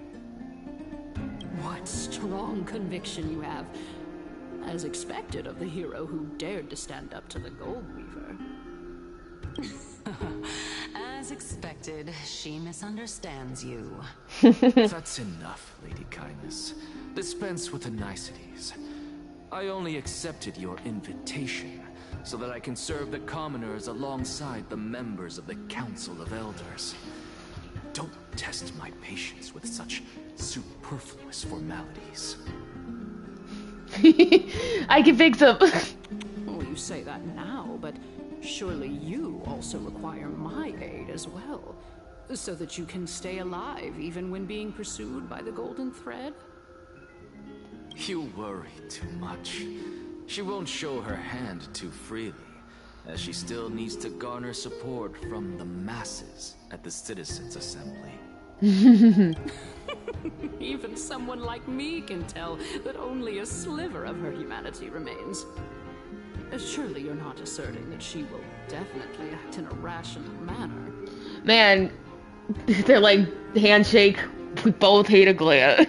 As you're no doubt aware, Aglaia covets the core flame that I possess, which makes it the bargaining chip that allows me and the rest of you to negotiate with her. However, in return, I'll need the Council of Elders to support me as much as possible. Naturally, this includes the guards as well. So, what happens to the core flame if he dies? You're well aware how valuable Cersei's core flame will be in the Erechrysia that you are desperately pursuing. Talk is cheap, so you'd better act prudently as well. I understand. After all, this battle of wits is just a means for each party to acquire what they need. As long as your request is reasonable, the Council of Elders never shortchanges its allies. Since we're both intent on mutual cooperation, let's not mince words and just speak plainly to each other. Let us decide how much we can secure for ourselves and how much we're willing to sacrifice, like true philosophers, with our words and wisdom. Oh, okay. Continuing from the earlier topic, let us discuss our common enemy, Aglaya. She is the second most experienced Chrysos heir across the whole of Akama, who has gradually lost her humanity to the ravages of time and the ablation of the core flame. A formidable opponent indeed. Admittedly, there is ample reason for her to take your life. Yet your previous reasoning is quite sound. As a seasoned political animal, it's unclear whether she will actually cross that irreversible boundary. Moreover, she still needs you alive so that the Titan's trial can be completed. Is there anyone present who can swear by the sacred vow of Kefali and guarantee that you weren't in league with that woman before coming here? Are you just trying to pull the wool over our eyes and aid her in her savagery? I believe you're aware of Castorus the Executioner. Long before I returned to Akama, Aglaya had already dispatched her to monitor me. If I weren't able to reach this place in time, I would have been forced to meet Thanatos first. As compared to a comprehensive plan with uncertain results, if you decide to cut open my chest and remove the core flame, wouldn't that settle her nerves even more? Everything is in place. She just needs the right timing. I understand what you mean. At the very least, the both of us agree that this tyrant who wallows in extravagance and greed is the greatest threat to achieving peace in Akama. The Council of Elders is willing to defend your right to live, just as we defend every oppressed citizen. I don't know, dude. They both really hate her. However, I regret to say that sentiments in favor of the Chrysos heirs and Aglaya are only growing in magnitude. The peace that we are aspiring toward, as well as everything... Well, see, we still have supporters. ...will be destroyed completely. The city will be burned to ashes, and the citizens' blood will be shed. Tell me, what are you willing to do for our esteemed citizens so that they can vanquish the enemies of our fine city?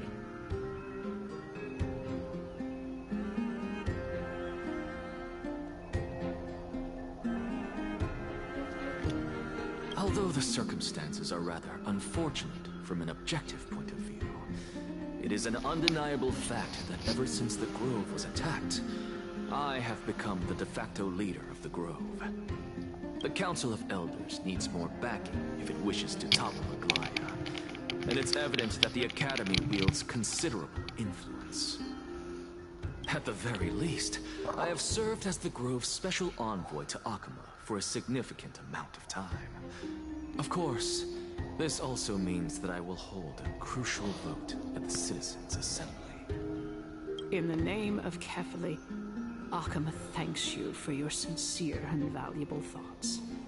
At this stage, it's clear that you and I understand the benefits to be won from this discussion. Let me put it plainly. The Council of Elders has always been renowned for its fairness, and that fairness is built on a foundation of sincerity. The Council of Elders has vowed to all citizens of Akaba that it will always remain loyal to them. As for you, my lord, sure, buddy. I guarantee that you will be able to live up to such earnestness and will not betray Akama's indomitable citizens when the opportunity presents itself. Just as you now betray Aglaya when it suits you. Surely you jest. My loyalty does not end. Smirky smirk smirk. The fact that the Council of Elders is asking for proof of my loyalty is itself akin to a form of betrayal. I am incredibly honored to have witnessed the both of you bury the hatchet in a civilized manner. However, I am afraid that I must interrupt for a brief moment. As the Theoros, I have observed the following. Lady Aglaya, the Goldweaver, is currently on her way to Dawncloud. Oh shit, she's coming? Oh. Well, I do believe that we might have a slight overabundance of guests today. Feeling dissatisfied, Lady Kindness? Despite the Council of Elders' lofty residence on Dawncloud, it must still tolerate the whims of the Chrysos heirs. So you were holding back just now. Seems like you are better at playing this game than I. In any case, I'm glad that she's arriving here.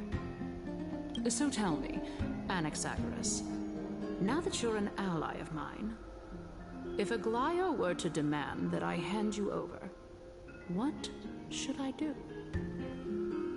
You can do as she says. Tell her that the Council of Elders merely wished to chat with me and had no intention of offending her. However, by doing so, the authority of the Council of Elders will be as thin as papyrus that has been soaked in blood.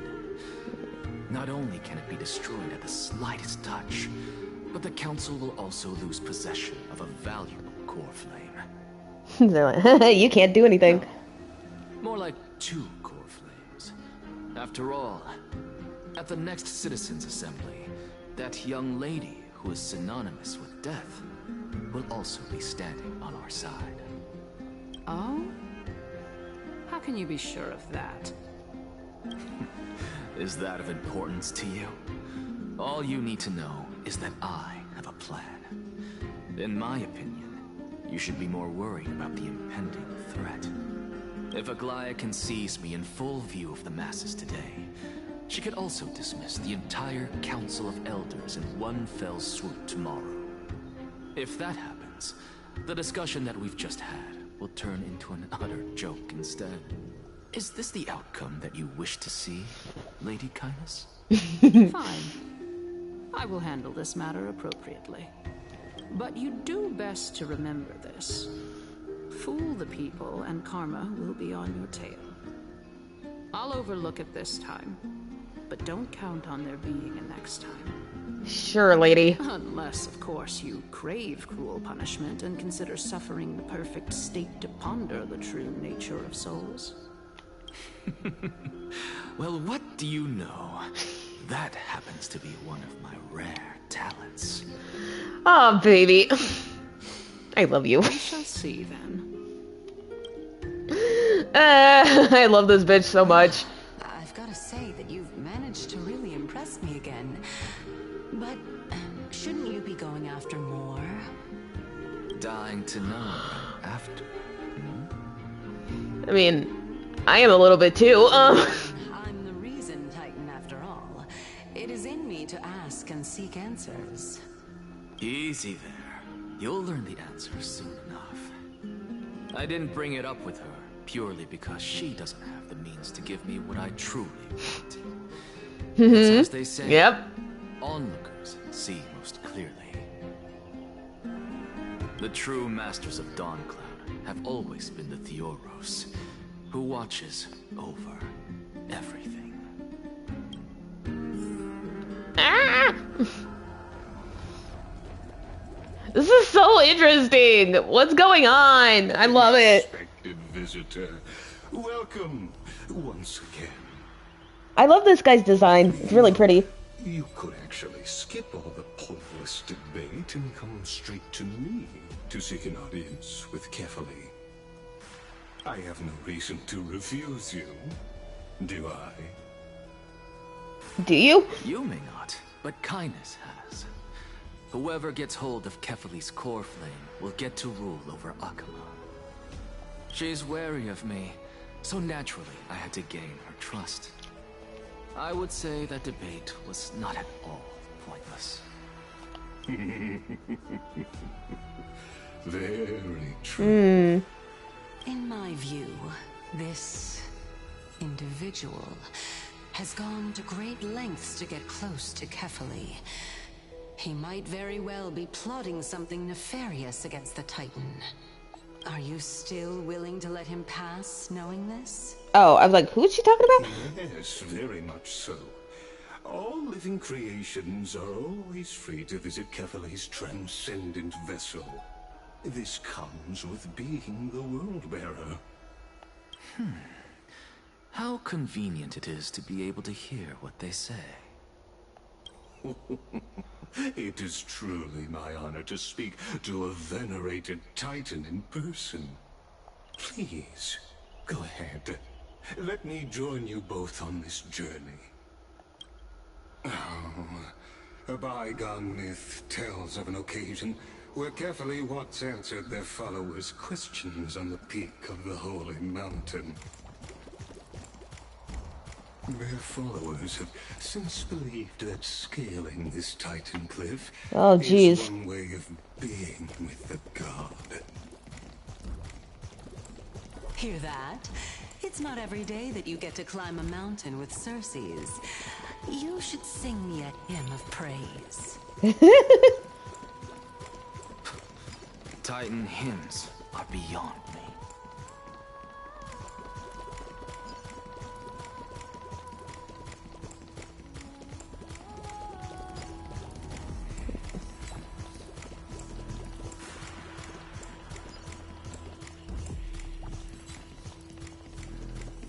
Oh wait, let me get this real quick. Sorry.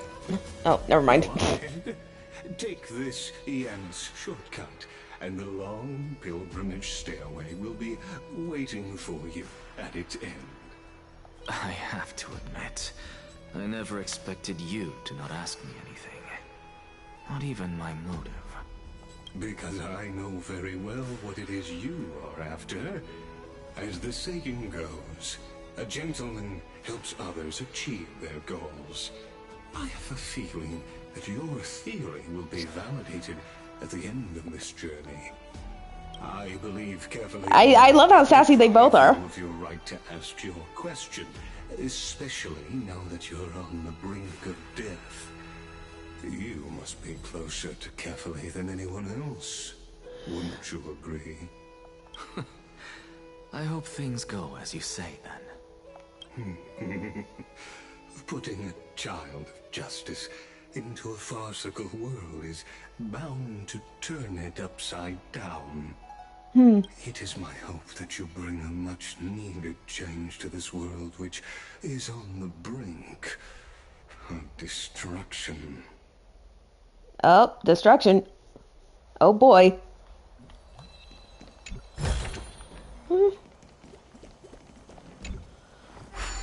Oh, buddy, something.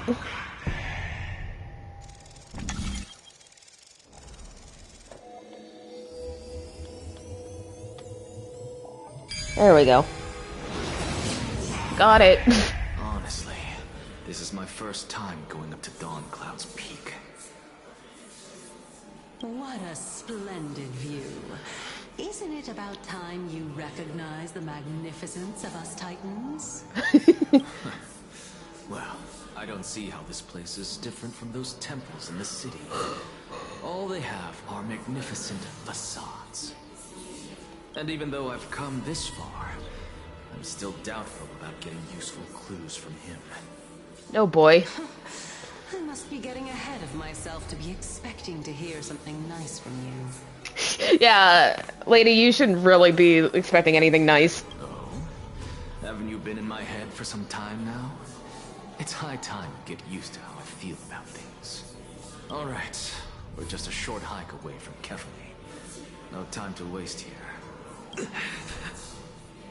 Uh-oh. So the intellectual debate from earlier was too draining for you, huh? If Amphorius gets a new lease on life, you should focus on strengthening your body and stop shirking social interactions. He's just like me for real. Save your concern. Hey, having a low social battery is perfectly acceptable. Leave him alone. In sight. Can you make it? Uh-oh. Why? Are Are you going to carry me if I were to fall now? He's anemic. I'm also anemic. Hold on. I know how far I can go. So just hold your tongue and come along. Oh my god. Okay. I guess I won't say any more. I'll just wait till your soul dissipates completely to gain control over your body. Wait. Is that... Oh. Cersei's? Hey, look at that. Huh? What should I be looking at? Oh gosh, she can't see herself now. Am I hallucinating? Probably. Do we even get to see souls when we're close to dying?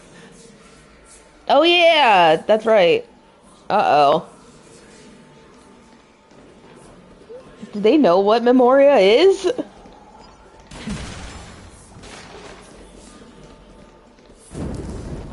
Oh god. They lit themselves on fire. What? Why didn't you bring your favorite spear with you on this trip? Nice! Nias. No way! Name somewhere. We get to see Nias again! It was so cool! It's unfortunate. The Black Tide destroyed every last inch of my calyx. How could that be? Even a creation of Georios, from their prized ores and molten fire, couldn't escape the fate of destruction? Hey, Cersei's. Do you know a certain Nias? Nias? No, not that I remember. How did you even think up such a strange name? Oh no. I just saw him. Nias. A warrior-like figure who was just chatting with you here. What? No, I have no such memory. Could you be hallucinating?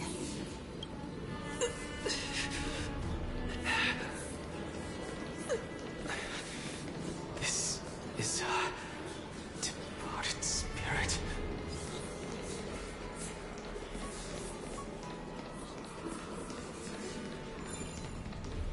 So, wait, what it...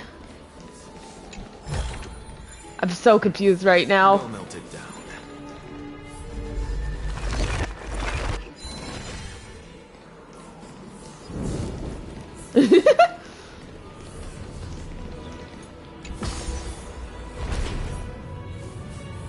Okay, wait. Oh, there... Alright. Go ahead. You two again.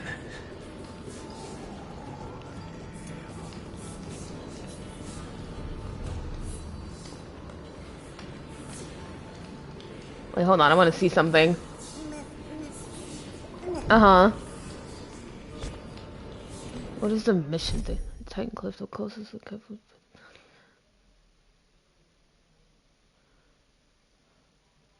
Uh-huh. So does that mean she's losing her memories? Uh-huh.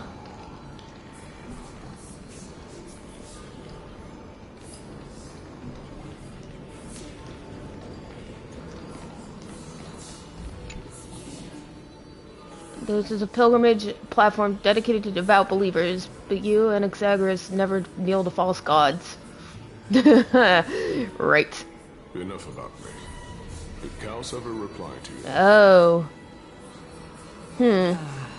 But didn't she... Regrettably. But wasn't she like, oh, long time no see, Nikador? Whatever. Seems like the price of becoming a demigod is a lot heftier than we thought. Kaos. Demigod. Chaos? Like chaos? I've never heard of this person. Which Titan's authority did he inherit? Look on the bright side, Nias. Since we've come all this way, I doubt he'd snub his old friends, would he? Let's just hope we mean as much as the world to him. Hey! Are you seeing that same hallucination again?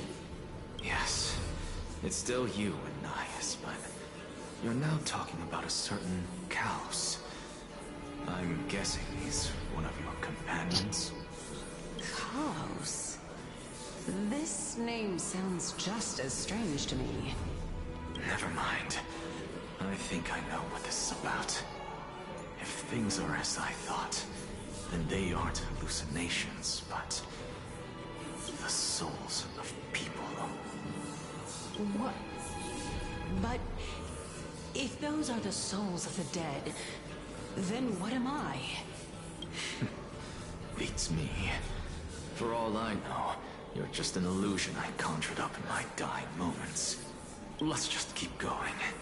As long as I take in more sights and hear more stories. I didn't come for existential crises. Know your limits. Wander too far among the dead, and even I might not be able to save you.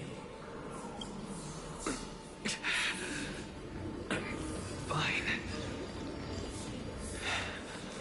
If this is indeed as I thought, then this will be very amusing. Oh, jeez, what's going on? I don't know what's going.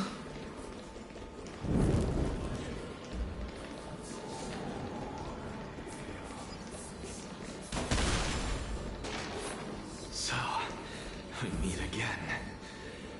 I'm sure you wouldn't mind us snooping here.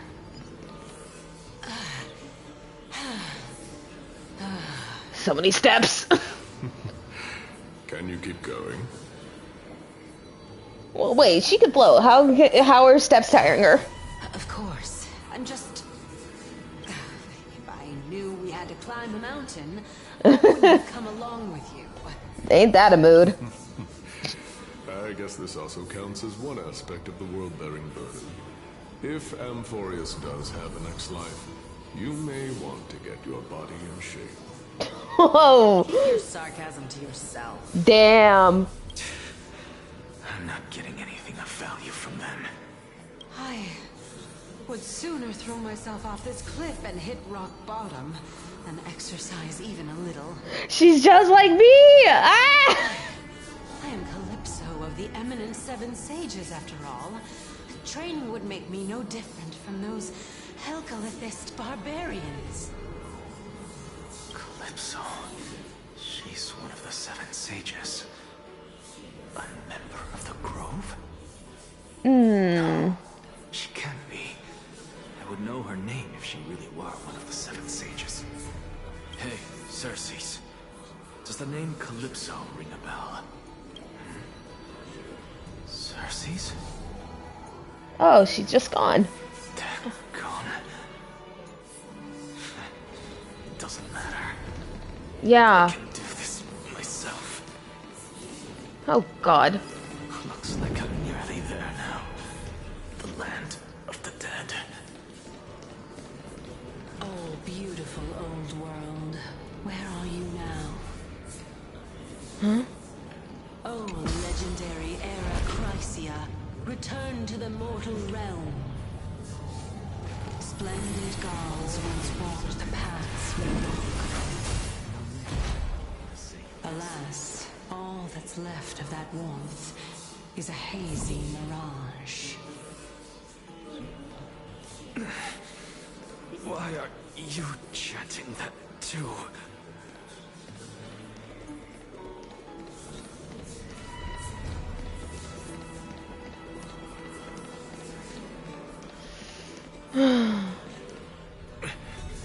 We're here, finally. So, I don't get to ask the Titan my question, but all of you make for a pleasant surprise, nonetheless. Very well then. Let me uncover the truth for myself. Did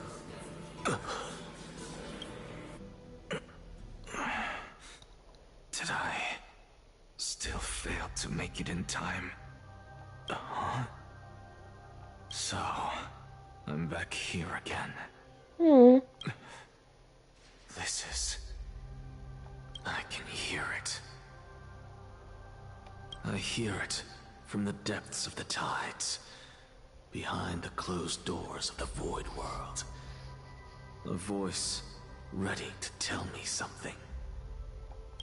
This time, the voice is a lot clearer than before. Oh. Since we've come this far, let's just wait.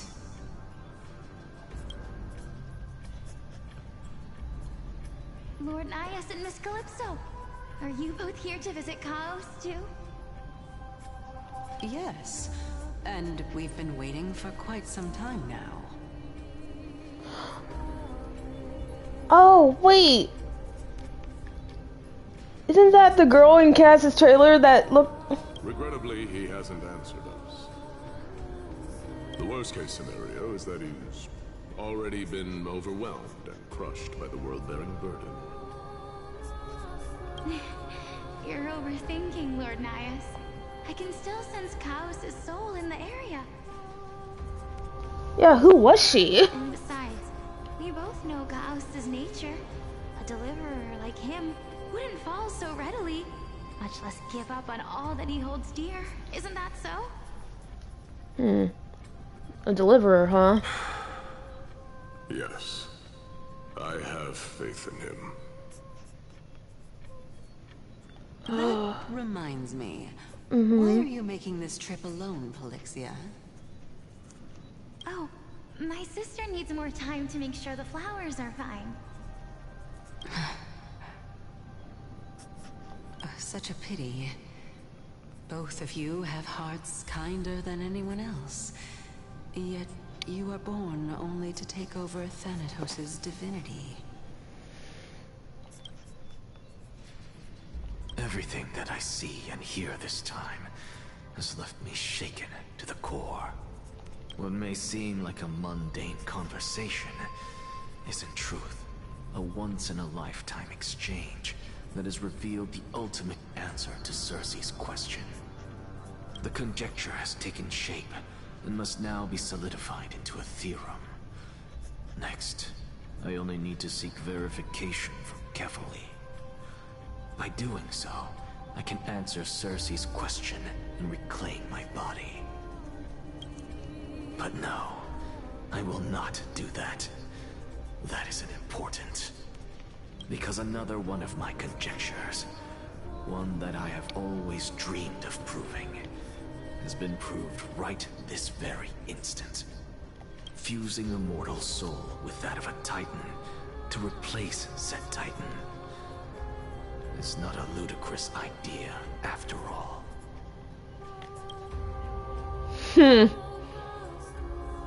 Oh. What are you thinking about? Just amazed at how the towering tree is Circe's divine body. It's a majestic sight. Is that so? You don't look the slightest bit amazed, though. Plus, you seem to be strangely familiar with the city around the Great Tree. Oh, ma'am, there was a great tree in my home, too. Merely something from the past that I won't go into. Events of the past, huh? I was also a child when I looked up at Circe's. Their leaves and branches reflected the sparkling stars. And their trunk was like a pillar that supported the sky and ground. I stood at this very spot back then, imagining the day when I could climb to the top of this tree. Because I would be the closest I can be to the sky at that spot. You're a sky priest, yet you study at a place that is home to the Reason Titan. That's rather counterintuitive. Don't read too much into it. I mean, can mortals even hope to reach Aquilus' realm? They're a strict and draconian god. Nothing like Circe's. Oh my god. Reason is willing to share what is theirs with others, but Sky only expects people to revere them. Oh my god, that means the next weekly boss is Aquila. Ah! You get what I'm saying, right, Denny? Oh god. After all, the Titan that imprisoned you and Grey here in Amphorius is none other than Aquila themselves. Oh. Yes, I didn't count on provoking the ire of a local god. There will always be people who dream of soaring towards the sky. The Grove has a wealth of research on Aquila, and that is exactly what we are here for. It's just... I never thought Gray would meet with something like that before we set off. As a physician, I should have been there by his side. Bad luck tends to come in streaks, so don't beat yourself up over it. Besides, Aglaia needs you here to uncover the truth behind what happened at the Grove. Let's just make it the most out of this trip, and keep a lookout for any documents related to the Death Titan. They could be useful to Rowan. Yeah, there's no rest for the weary, huh? Mm-hmm. In any case, what we're looking for could be anywhere in this enormous grove. Let's split up to cover more ground. Danny, with your skills, I'm sure those monsters born of the Black Tide will pose no threat to you anyway. What about you? Will you be alright on your own? Have you forgotten that you're talking to the chief physician of the Twilight Courtyard? Have more faith in me. I'll be just fine. The silence in here is near deafening. With the vast amount of knowledge it holds, this academy is akin to a labyrinth of information. Even the cleverest of scholars would easily lose their way in here. I should gather my thoughts before heading in. In the myth, Aquila, the Titan who reigns over the domain of the skies, is a colossal bird that overlooks the world beneath them with 100 eyes. As long as they continue to soar above the clouds, the people of Amphoris will remain trapped on the ground. Ooh. Biblically accurate angel much? Hyacinth's forebears were priests who worshipped Aquila. Nobody is more familiar with the taboos of the Sky Titan than her. Seeing how Aglaia has sent her here as a guide, it's possible that she plans to have Hyacinth take on a trial in the future. Yep. Then the weekly boss is Aquila. Oh, Jesus Christ. That's gonna be fun. In Amphorius, Titans are a common topic of discussion. People create myths that in turn conceive Titans. It's a tricky task to keep an objective view among the people of Amphorius. Is there a way to step out of the situation and look at it from a different perspective? Titans and Eons are two distinct classes of beings. Titans can communicate with us humans, and it is not impossible for us to overpower them. Upon their demise, we can even take over their divinity. In this regard, Titans can be said to be a lot more similar to humans than Eons are. Chrysosairs are humans who possess heroic qualities, with most of them demonstrating extraordinary combat prowess and strength. Upon clearing a court flame trial, a Chrysosair can even ascend to a demigod and inherit a Titan's divinity. Wait, something about that feels off. Is this a selection process of some sort? Yeah, I thought that's what it was. Guided by the prophecy, the heroes are on a quest to reclaim the core flames and usher in the era nova. Their efforts have seen gratifying results to date. As I expected, the prophecy is the hardest to make any sense of. But with barely any information to go on, no matter how much I ruminate on it, it won't yield any results. I should leave this for another time. Okay. Nobody could have imagined that Rowan's life would be forfeited the moment we landed on Amphorius. I should have done more to keep him safe, but it's not too late. We still have a fighting chance. These unique rules that govern life and death on Amphorius might just work in our favor and save him. The Grove is a veritable library of knowledge. Maybe they'll have records on a similar case? Please let there be one. The clock is ticking. I should search for clues as I move. Aww. Night sky feels unusual, now that I've gotten used to the eternal light of Akuma. Oh my god. I didn't...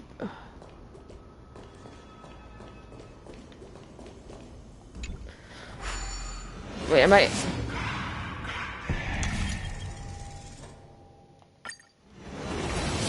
I should just... Oh man, this sucks. Oh, this is a new part of the... Oh, this is a new part of the Grove, I guess, because I've never been up there. My bad. I wasn't paying attention to where I needed to go. Typical Rowlet behavior. some things never change, am I right, fellas?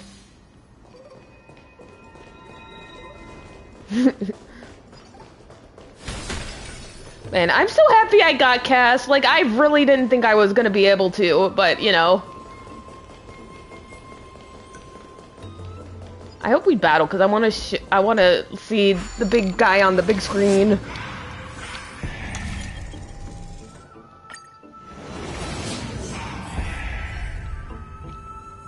Am I going the right way? Yes, I am. Cool.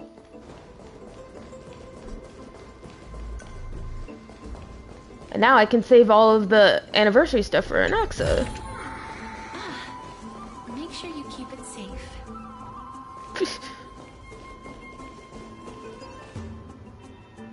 Black monsters are twisted in form, and their life has turned to ash together with their souls. It's impossible to figure out where their form when they were still alive. These are the remains of a black tide monster. It does look different from the Titankin from up close. What's that underneath it? A scroll? A recorded debate between venerationists and Newsportist scholars. Most of it is illegible, leaving only fragments of dialogue. Yeah, I'm gonna have to save her Lycombe for next time, but you know what? It's fine. I get dragons! I love dragons. Okay, we all recall that state that dared touch the sky. But what were they really? Just blind masses manipulated by the ambitious politicians who dared challenge the Titan's authority. Yes, I do. That's the one I'm using. A completely meaningless attempt at an absolute mistake. I have it at S2, so... You venerationists are bowed to the Titans for so long, you've forgotten a scholar's true purpose. Making a mistake does not mean the act was meaningless.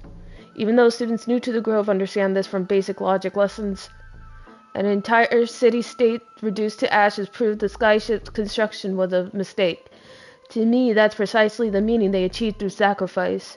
Am I hearing this right? Such a statement. Are you converting to venerationism? No, I'm simply examining the matter from another perspective. Legible content ends here. As I expected, the Grove doesn't forbid discussions about the sky. In a debate between two scholars about the sky ships, it's a debate between two scholars about the sky ships. Glea had also mentioned of the ships when she interrogated us. A memory I'd rather forget. I'll hold on to this for now. With any luck, the journey won't leave us empty-handed.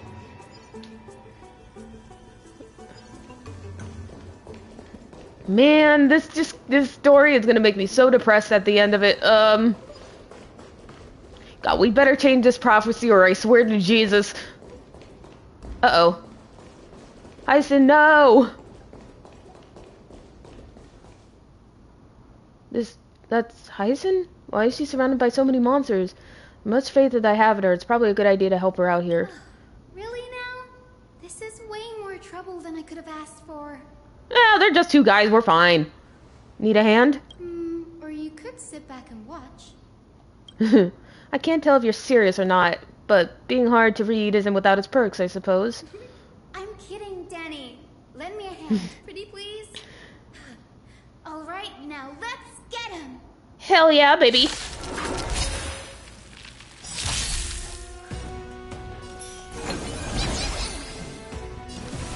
Root here. I'm okay. Bloom.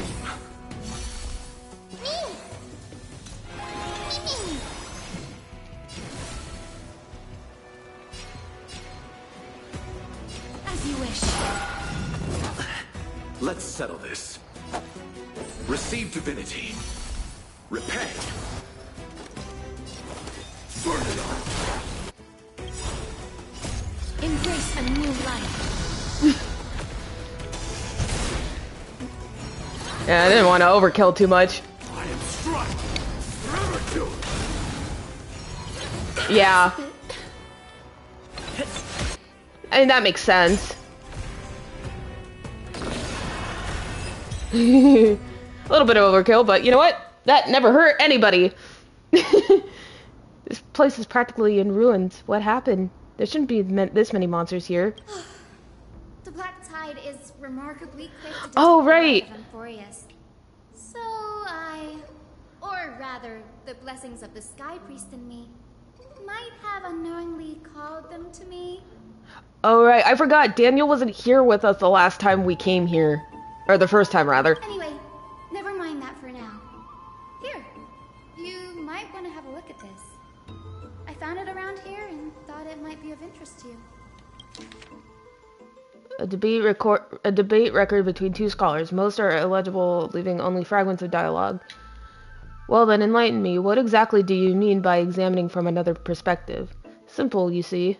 When we stand normally, the sky is above. When we stand on our heads, it's below our feet. I don't even want to know what kind of situation inspired you to make such exalted theories. By the way, I have a student who loves to write satirical comedies and once wrote about a fool who could not figure out a question no matter what. As I said, there's no reasoning with you venerationists. You're like Dromus, huge yet always gazing downward at the earth, while I want to be the wasp that stings the Dromus. What if that state tyrant's defeat simply proved that among all paths to Aquila, the sky ship was the wrong one? Anaxagoras, you impious blasphemer, mark my words, you will eventually answer for your sacrilege. I doubt your students or that young teaching assistant girl have any idea what secret research you're truly conducting. Ooh, what's going on? Anaxagoras. He's a scholar who fused himself with the core flame of reason. This is new. I didn't know Professor Anaxa was researching the sky. He's never mentioned anything about it. Huh. Fine unsaid, Anaxa might be opposed to the flame chase journey. Might is an understatement. Anaxa has never been one to venerate the gods, nor has he ever found it within himself to put any faith in the prophecy. People have come to think of him as a heretic, even in a place as liberal as the Grove. Jesus. It is also this very blasphemer that Circe's favors. Fate sure works in mysterious ways. Good. Yep. Exactly. I mean, that's kind of why I believe in God, but I don't believe in the Christian God. You know what I mean? I picked up a scroll on my way here, too. It looks like it may be related to the one you're holding. Oh? Let me have a look. Hyacinth combines both records together.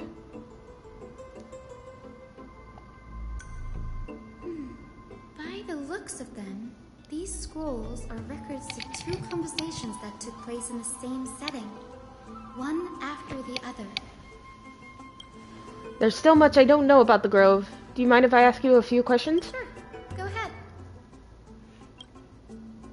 Who are the The Venerationists? Grove of Epiphany is home to 7 schools of thought. While all 7 schools are founded on the ideologies of Thalesis, the first scholar, each is unique in its own way. Among them, the Venerationists revere and worship the Titans the most.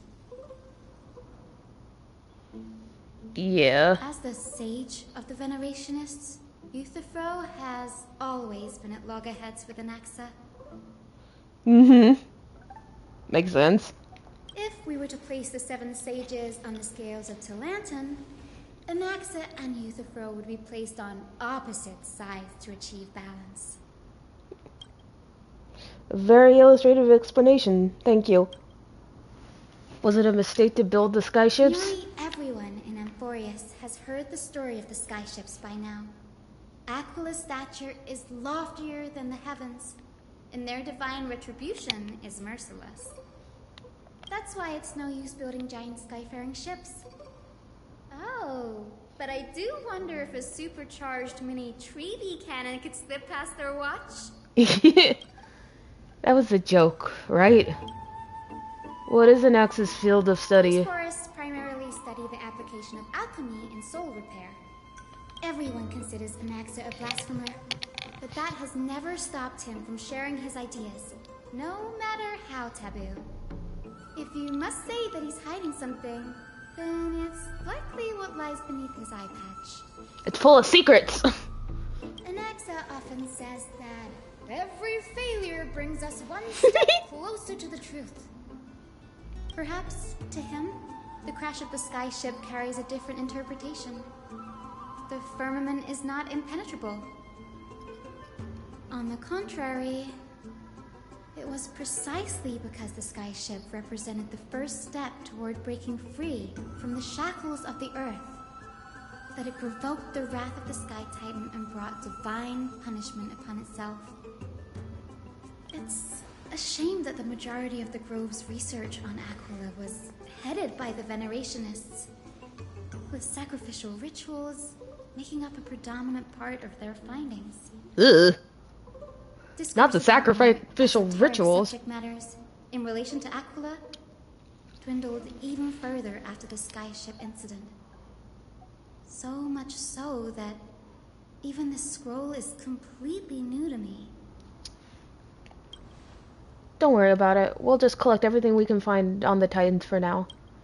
There's something else that caught my attention, though. This says that Anaxa is conducting secret experiments of some sort. That's what I'd like to know. What are these experiments he's involved in? Even I, the assistant lecturer, know next to nothing about them. I have a bad feeling about this. Could there be more to what happened at the Grove? Papyrus, read the Blasphemer's will.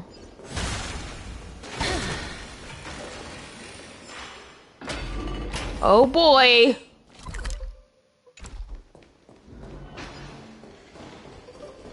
Man, this is all very interesting.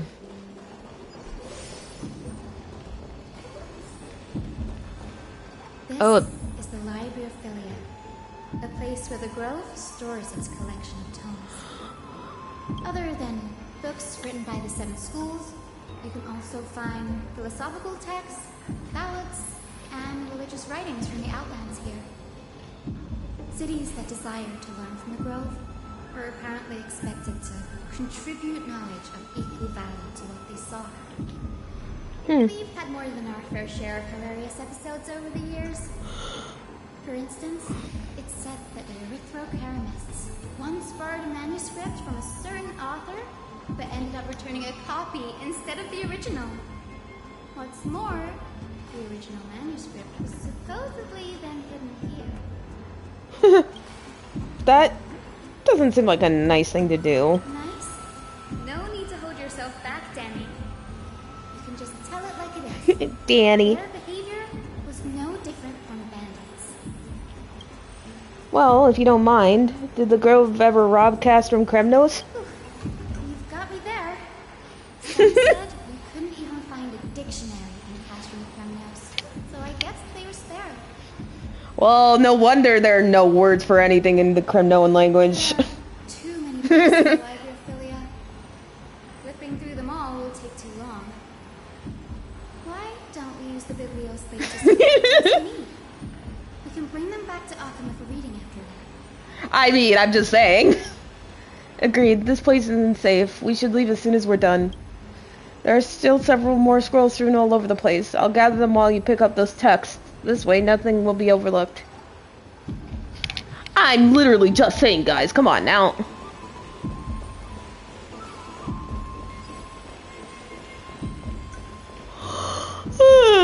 Oh my goodness, sorry.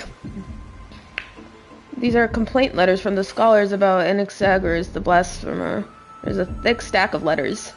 Based on the dust accumulated and the perfectly intact seals, the complainee did not even bother opening them and just chucked them aside into a corner. This is about Anaxa? I should read this. Hyacinth, you should come have a look too. It's so dusty in here. Whoa. Are these all complaints about him?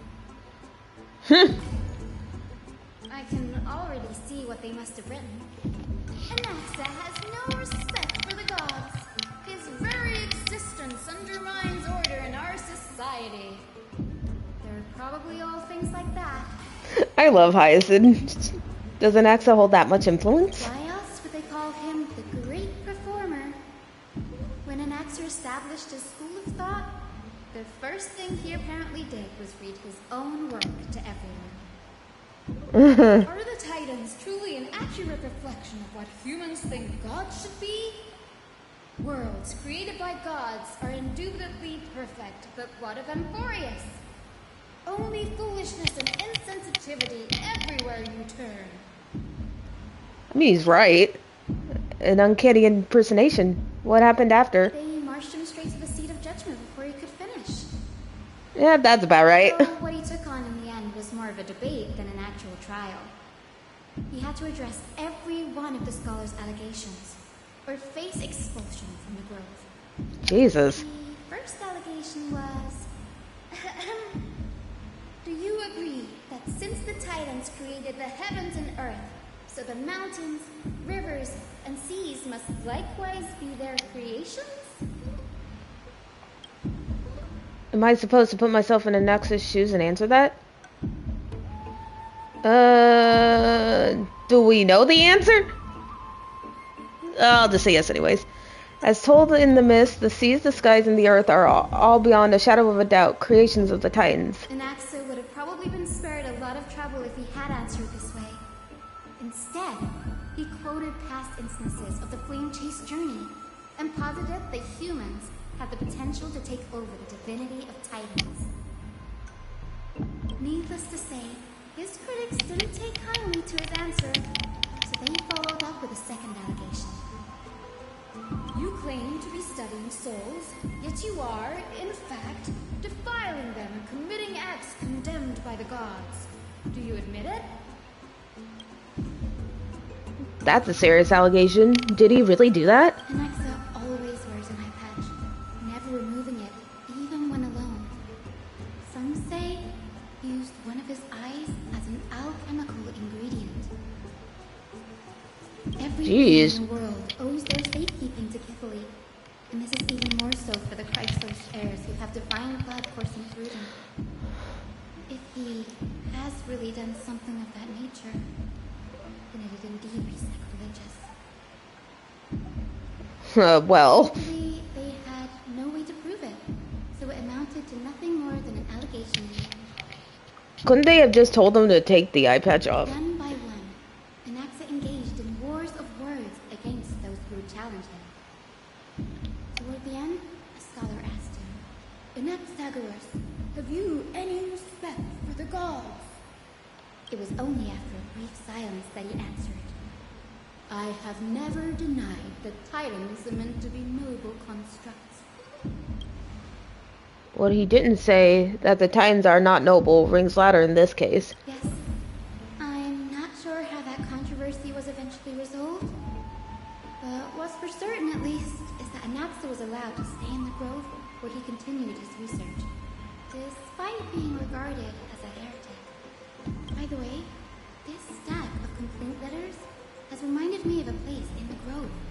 We may find clues there that aren't on the teleslate. Yeah, better than me. Talking about Anaxa's alchemy lab, hidden between the cornerstones.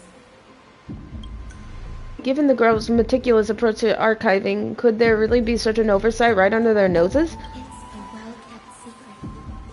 Among the 7 sages, excluding the nominal chief sage, each has a private sanctuary where they can conduct research undisturbed in their free time. Even the administrators of the Library of Philia are restricted from accessing those places and documenting the sage's research. But, with the grove in this state, I'm sure Anaxa won't be mad even if we sneak into the lab for a short while. Right? Right? I think, yeah. These trees, they're like a maze. Well, I hope that's the case because, teehee.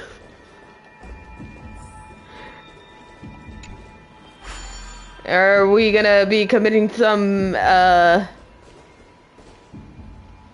Can you imagine, though? If I don't find, at least one Dromus plushie in that lab, I'm suing.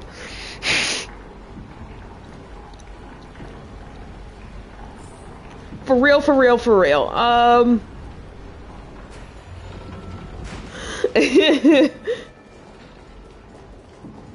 Between the cornerstones. Now, where is that? Whee! I'm going super fast. Oh, wait. Oh, was it here? This is the place. But where is everything? Materials for alchemical experiments. Oh, this is it. Matrix diagrams. And even the seal to the lab. They're all gone. Did the black tide destroy it all? No wonder we didn't see any defense mechanisms along the way. Yeah, we did. Have you ever been here before? No, not even close. Not only are alchemy experiments high-risk activities, but Professor Anaxa also has a penchant for using bizarre materials. Students often saw him walk in looking right as rain, but come out covered in soot with his hair singed. Naturally, no one dared to come near this place. Huh? That bookshelf over there seems to be the only thing still intact. Well, I didn't realize that this was his lab when we first came through. Yes, Chef's Kiss. Absolutely beautiful. 10 out of 10, no notes. These are the materials requested by Anaxagoras. Documents from various fields have been compiled in one place, including Titan creations, the universality of the soul, alchemy doctrine, and so on. Most of the materials look to be within the research domain of the New Sportist school of thought. However, a document titled "A Study on the Chrysos Heir's Background" is mixed within. These appear to be quick notes examining the background of the Chrysos heirs. The Holy Maiden of Yanisopoulos, Tribi, Trian, and Trinan, descendants of the Holy Maiden from the Temple of the Three Fates, Goldweaver Aglaya of Akima from the Nestia priestly family, the Prince of Castrum Kremnos, Hyacinth of the Twilight Courtyard. All of their ancestry have varying degrees of connection to the Divine Titans or their divine authorities. Does the golden blood come from the heritage of priest families or royal bloodlines? Anaxagoras, I myself show no such connection. Kephalli, the creator. What criteria did they use to create the golden blood to shape the Chrysos heirs? Yet Castor is the servant of death from Idonia. Her lineage is neither Titan priest nor a demigod, but she has walked the earth for at least a millennium with the power to grant death to humans. Where did this power come from? Another text speaks of the dragon legends of Styxia. The alchemical extraction of soul ripped from dragon corpses is intriguing. Dragons appear to be the Titans' creations. Perhaps there's a way to reverse the process, using alchemy to infuse human souls with Titan creations, increasing the purity and divinity of golden blood towards the absolute. This theory must be tested and experiments to be arranged. Conducting research on our friends in Alchema and me? Oh boy. This journal contains several intriguing points. From the abyss of fate to Castrum Kremnos, I've seen many a Titan creation during my time in Amphorius. Life forms created by Circes can also be found in the grove. But fusing them with human souls through alchemical means, I can't even begin to imagine. Anaxagoras seems to hold special interest in the divinity coursing through the Chrysos heir's veins, and has even conducted a thorough investigation into the heroes' backgrounds. It wouldn't have been so strange if he had focused only on Cassie, given her own curiosity about her origins. Cassie! Plus, considering that the New Sporists have crafted omnipotent medicines capable of curing diseases, it also makes sense that he would conduct research on immortal Chrysos heirs. Funny, he didn't do any research on Finan. Now, isn't he a Chrysos heir? The objective was never to create medicine, but to identify the origin of the golden blood and figure out its inner workings. Through alchemy, Anaxa aims to refine the golden blood in the Chrysos heirs to a degree of purity equal to divinity. This must be what he means by close to true purity, but treating both Titan creations and the human body as materials to be used in alchemy experiments? That's rather extreme. Danny, look at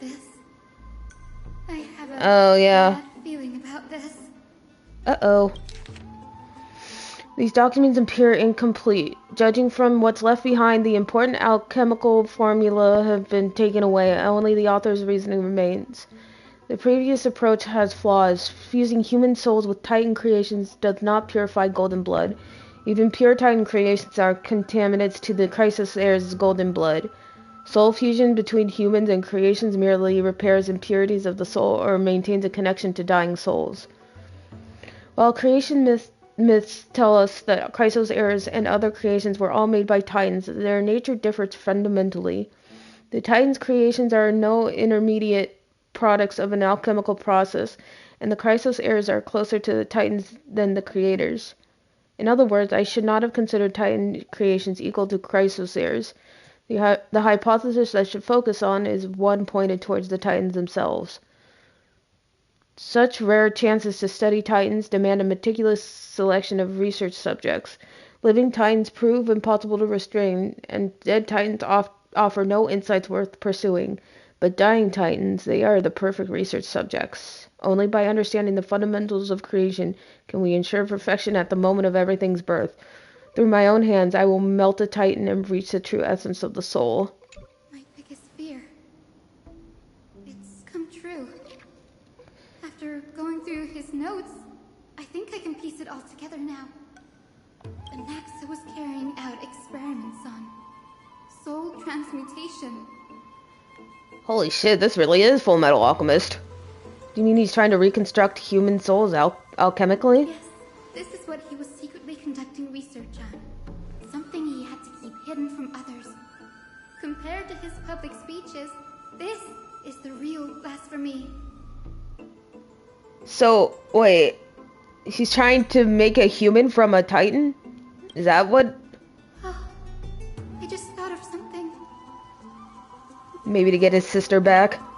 What's wrong? Do you remember when the Black Tide was approaching? The Grove had planned to send Cersei's core flame to a safe place.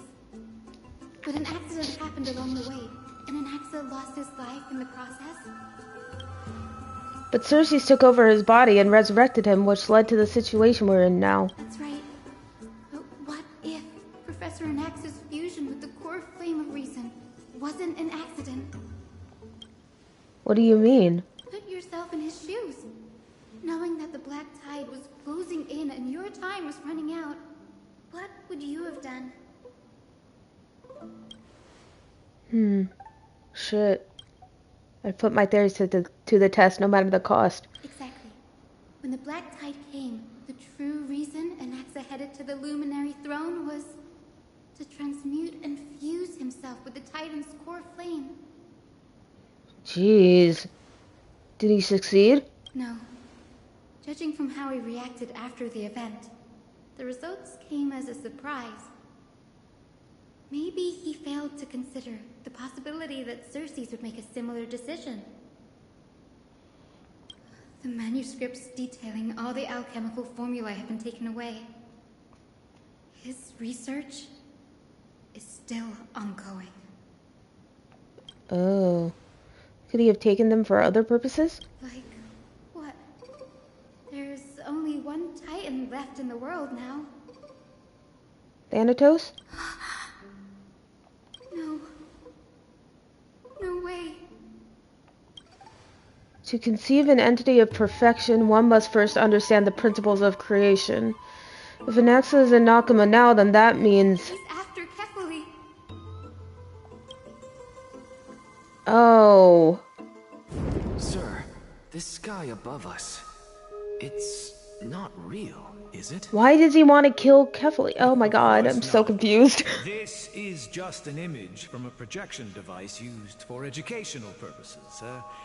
A simple trick. So pretty. The day-night cycle has been lost to this world.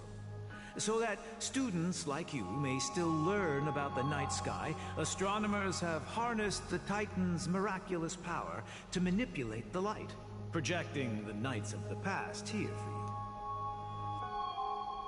you. Much like how the sky above the holy city is also illuminated by Kefali's dawn device.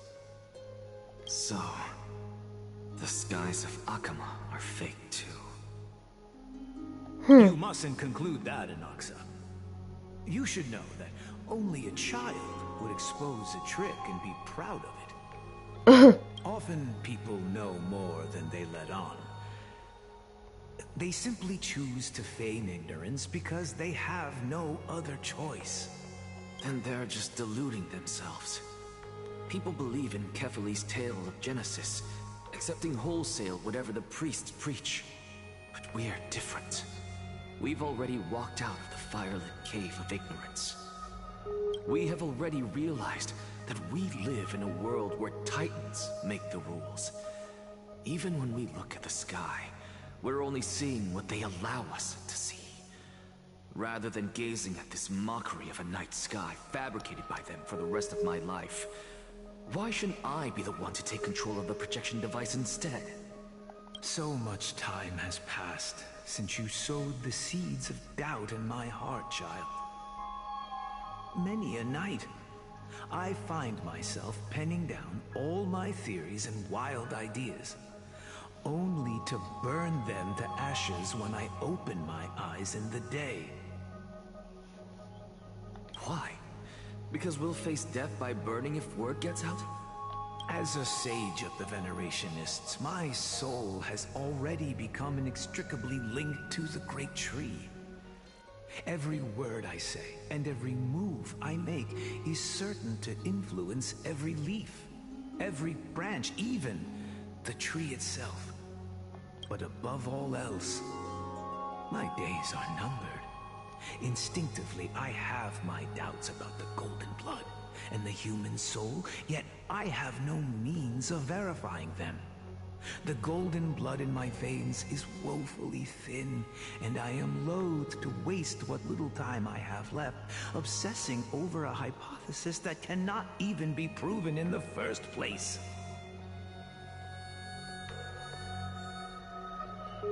But I can, sir. I can do it for us. The time is right. Give me all that I need, and I shall accomplish this grand feat on your behalf. You're right. I shall do just that. In the next meeting of the sages, I will spare no efforts fighting for the rights you deserve. Go. Establish your own school of thought. Find out what we are. Become the one who conquers the ultimate truths of the world. Child of humanity. Man. You didn't go to such lengths for an audience with Kefali.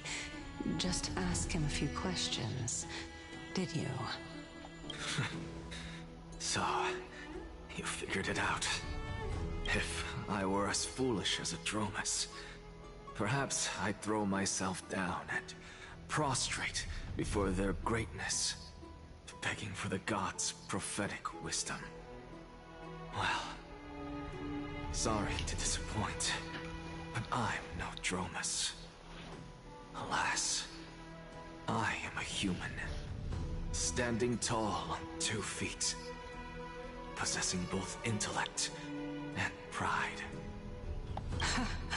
Before such power, does it make any difference whether you're a human or a Dromus?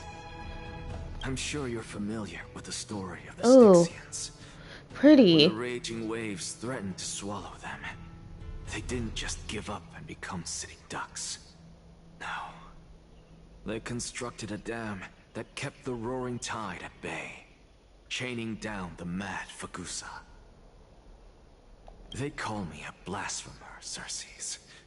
But that doesn't mean I deny the existence of gods.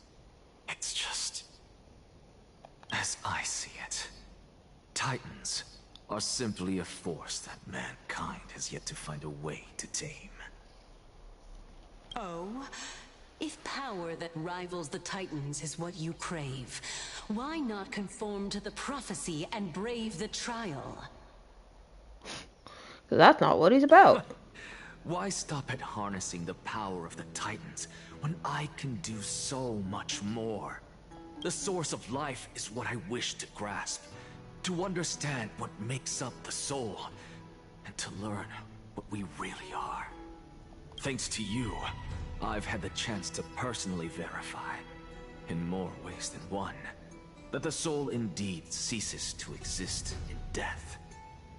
But where there is death, there is life. And where there is an end, there must also be a beginning. How then is a soul born? That was the only unknown variable left in my calculations. And by the sound of it, you have already formed a conjecture. No, I have already drawn a conclusion.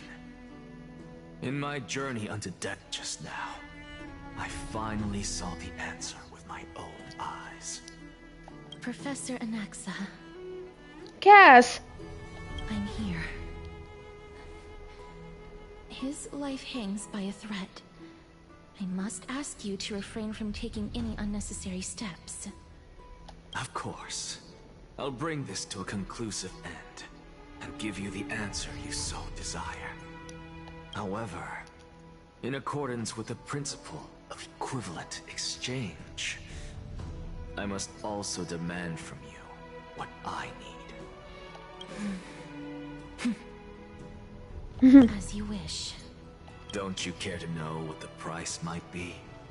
It's a matter of uncovering the truth about the Death Titan and his survival. This may be the only time I can ever save someone's life. There is no need for me to think twice. I see. In that case, let the show begin.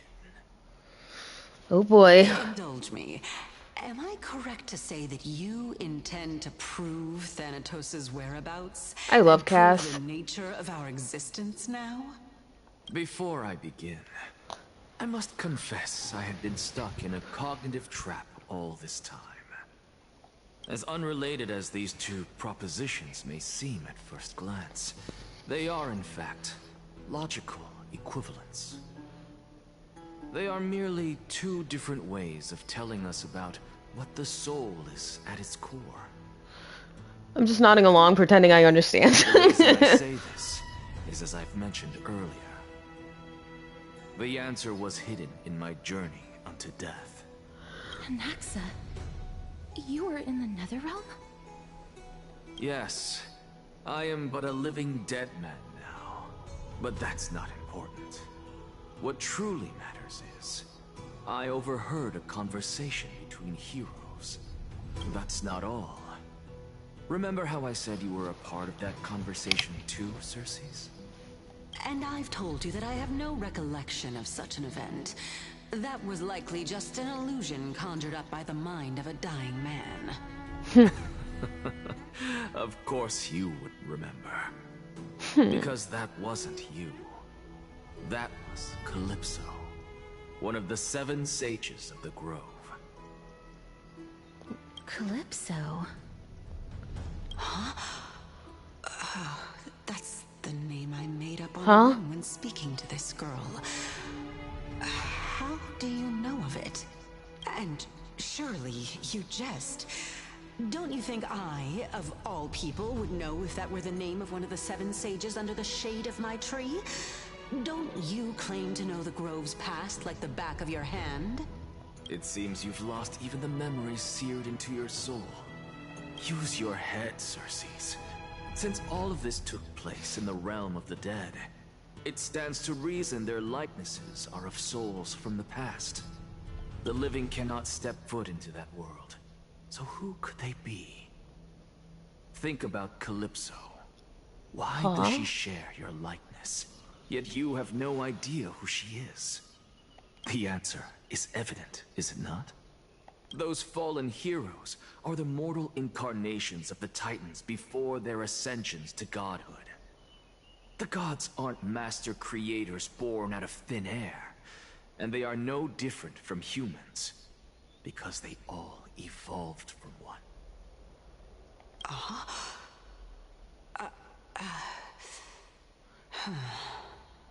So they ascended? Mortals ascended to godhood?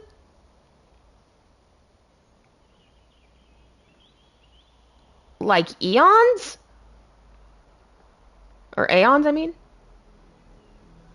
I'm not sure I understand what he's implying.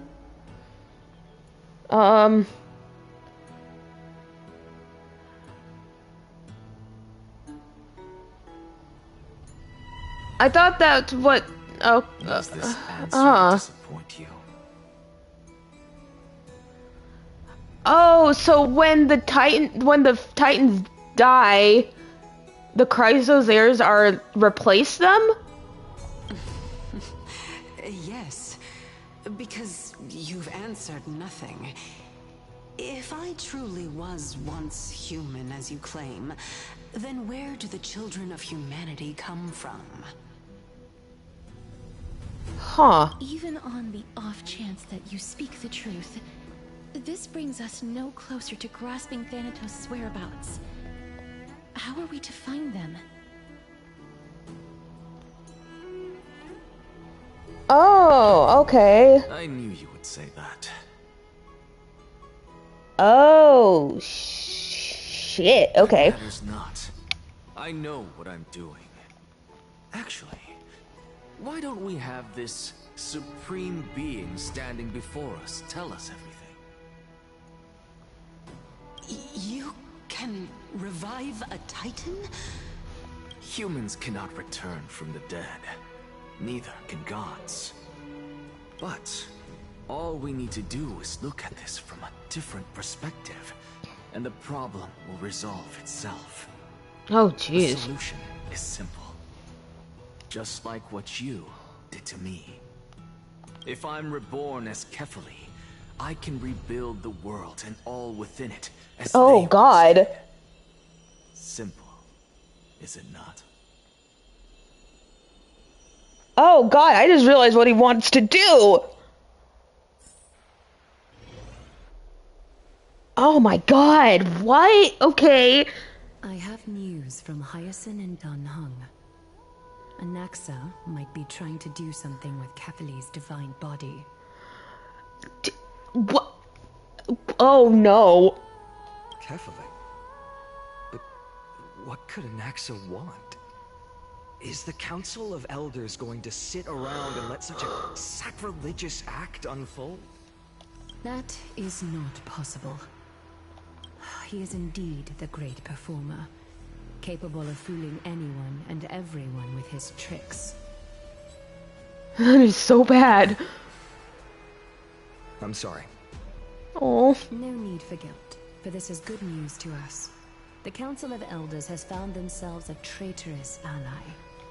Anaxa's ambitious desires will be something we can exploit. What we should be doing now is to keep our eyes peeled for whichever trickery Kindness is up to, and react accordingly to thwart her plans.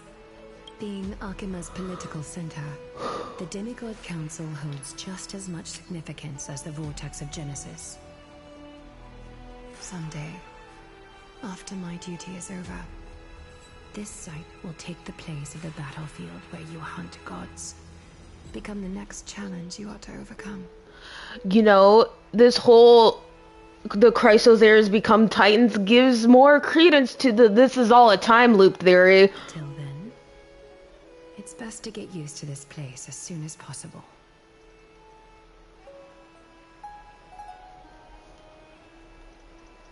Because then they die, and then the next Chrysosaurs take their core flames, and then they become Titans, and it's all just a loop.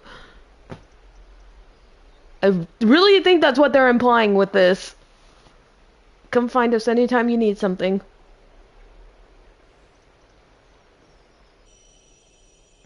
Oh my God. Preposterous!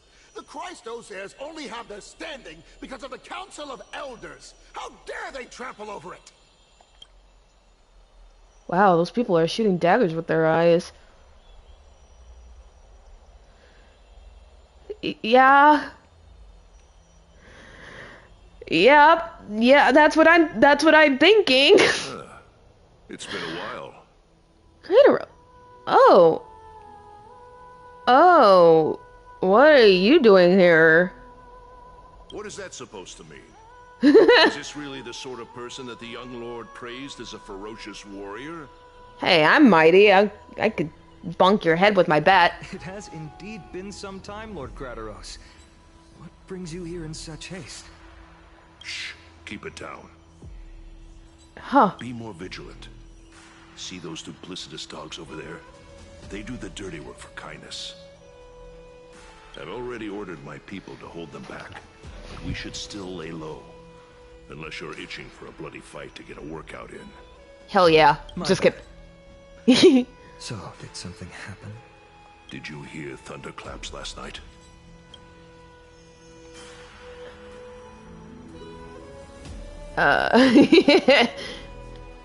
Hacker, what? Just deal with it. He's been through a lot lately. Please pardon him. Can you tell us more about these thunderclaps? Thunderclaps are beacon signals of strife. They are a message from the young lord. He threw a spear bearing several words in Akama. Oh no. Watch out. The Flame Reaver is back. Oh no. I guessed as much. We didn't actually kill them back at the Kremnos Arena. Yeah, I knew that asshole was coming back. I figured this is something you would want to know. We Kremnoans never back down from a fight. So if you plan to take that thing down in a battle, reach out to me anytime. You have my gratitude. I will let Aglaya know about this right away. Remind her to be on her toes while you're at it. That vicious kindness has been unusually active lately. Those lackeys she keeps undercover have been going in and out of the city a lot more frequently these days. Some even seem to be getting Kremnoans to defect to the council. Oh my god, really? Huh.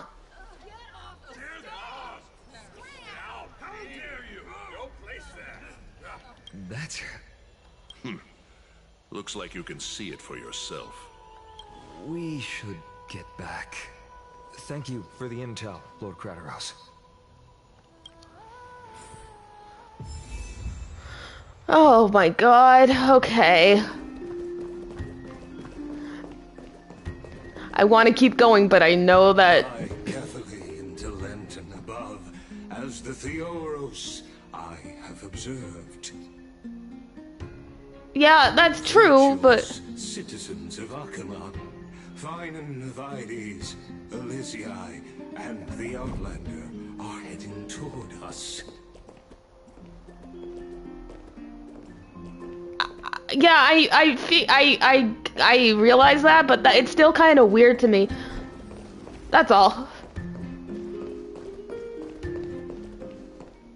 Aglaya, what happened here?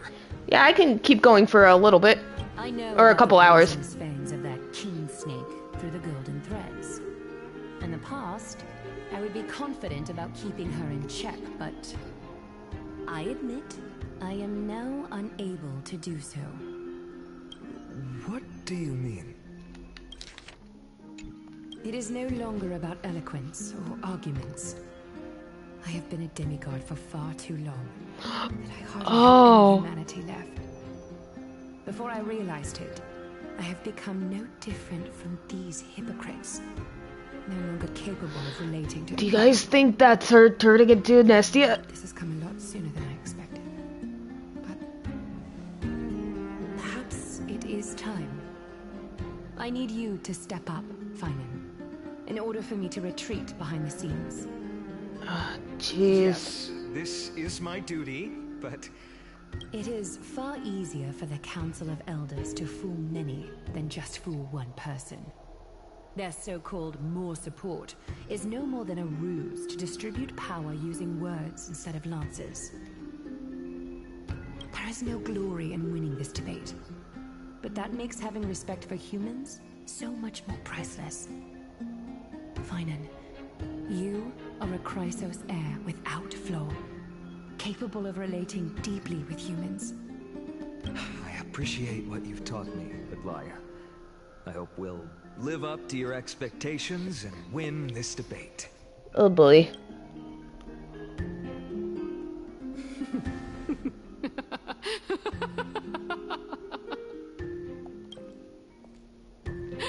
Oh, Oh, you've done well, Lord Calictus. Let me take over and personally close this debate for today. Thanks. Question mark? Dearest counselors, let it be known that I sorely miss the blissful times portrayed in lyrical poems. Back then, Amphorius was home to nearly 1,000 cities, each with their own local faith, while gods walked the earth and shared close bonds with humans. Yet, in the present, people from all over are forced to leave their homeland to seek refuge in the holy city, where they hope to rest under Kefali's protection. All of us have long been in the same boat, with no way out of this plight.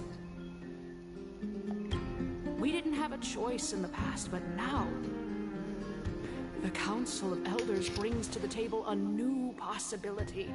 All I have left is one question for you. Would you rather strive toward the unheard of Era Nova, or return to the prosperous Era Chrysia of our past? Make your choice. Now, which of the two would lead mortals to an ideal future?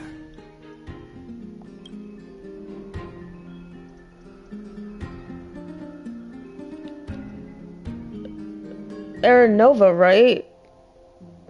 I believe in my friends. Yeah. Era Nova is a path of salvation the gods promised. We should not have doubts in the flame chase journey. We all know that Era Chrysia is a thing of the past, Lady Kindness. Please, enlighten me. How does the Council of Elders plan to turn back time? Let the three Titans of Calamity be born, and Era Chrysia is nevermore. But bring demise to those Titans, and Era Chrysia will descend upon us again.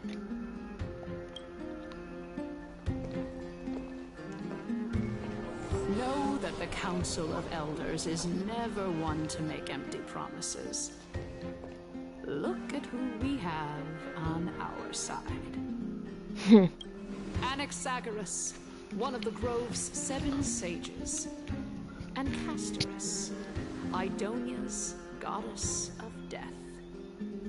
With the help of these two heroes, I can promise all of you that Era Chrysia will exist once more.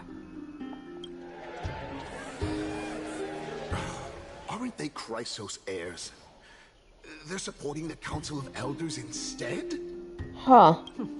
It's clear from the start that these heroes do not get along well in their group. All the more proof that Aglaya is unfit to speak on behalf of every Chrysos heir. I am in favor of Era Chrysia. Era Chrysia! Era Chrysia!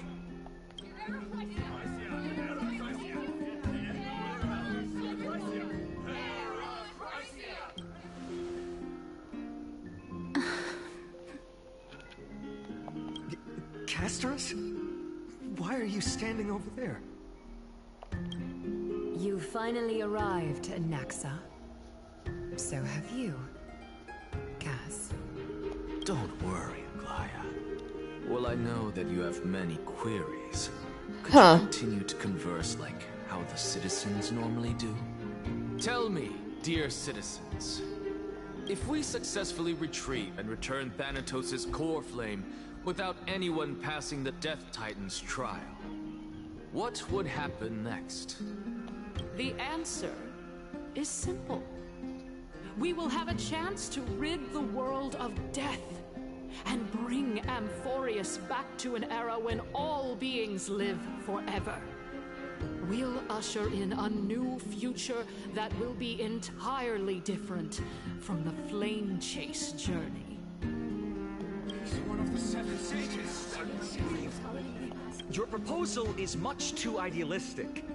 As long as the Black Tide still exists, how can we go back to the old days?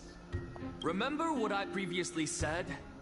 Kefali's core flame is guarded by the secret power of the Council of Elders. Plus, Pagusa's water curtain will be able to block out any external perceptions. This is weird. I don't know anymore, man. I don't know what's happening. Tell me, I mean, dear citizens, have any of you ever seen even a glimpse of the threat that this person is talking about anywhere within the walls of this majestic holy city?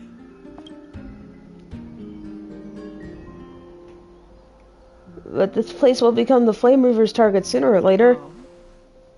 Could it be that you heard that from the Flame Reaver themselves? No, but... Citizens, let's loudly sing the blessed hymn.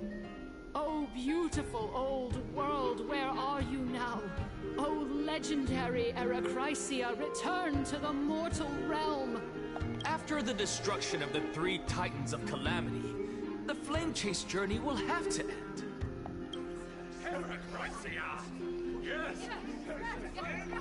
This is bad. The masses are now totally riled up. Anaxa, pray tell. Everything that you've mentioned hinges on the premise that we can find Thanatos' existence, right? Thank you, Lady Aglaya, for still caring about this city.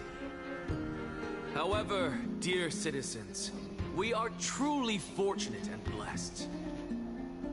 For Castorus, Idonia's goddess of death, will surely find Thanatos under my guidance. What? With that, I solemnly promise that the core flame Lady Castorus brings back will be personally managed by the Council of Elders. Thereafter, if we are able to garner the support of all of you at the Citizens' Assembly, we shall spare no effort in ensuring that the Erechrysia will return to our world once again.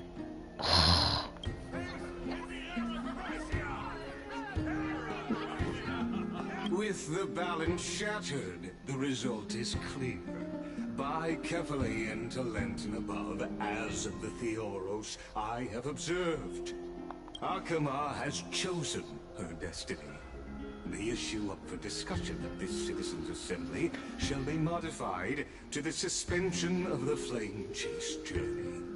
This resolution shall be put up on the Wall of Heroes, such that all citizens are aware of the city's way forward. So, wait.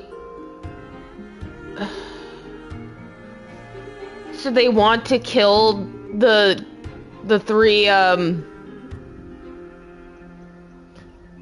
Death, Strife, and Trickery. What are those 3 called as a collective? I forgot.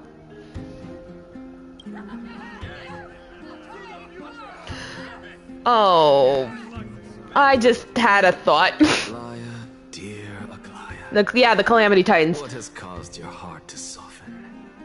You also don't seem to be as quick-witted as before. Cause guess who? Remember who just became a demigod of one of those Calamity Titans? Wag your tongue as much as you like. Since the Flame Chase journey has been preordained by the prophecy, our failure has never been on the cards. Well then, I guess we'll find out if that's true at the Citizens' Assembly.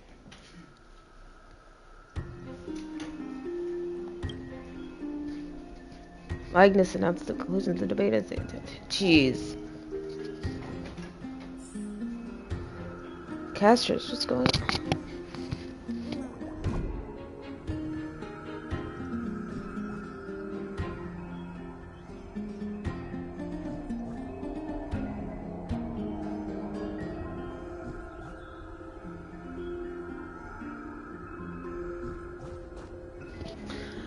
I'm a little bit afraid now.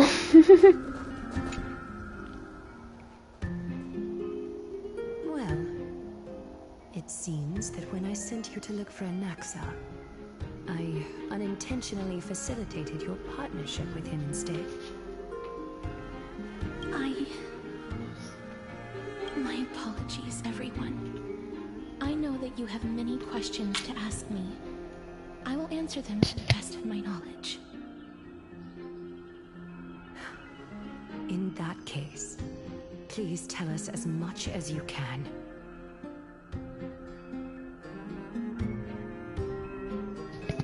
Sorry, just a second.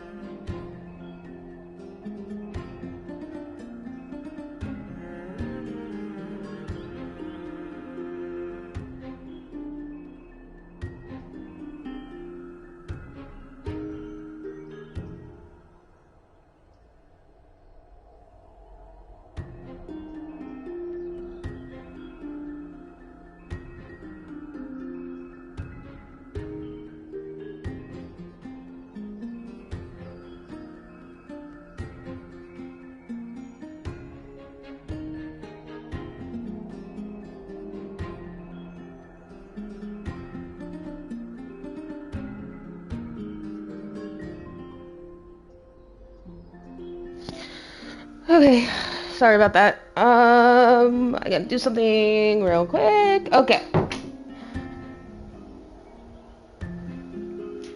Okay. Okay. I think I'm actually. Well, how long have I been? Yeah, I think I'll be done after this. In actuality, he showed me a past that was both long and heavy. The reason I say this is as I've mentioned earlier. The answer was hidden in my journey unto death. Anaxa, you were in the Netherrealm?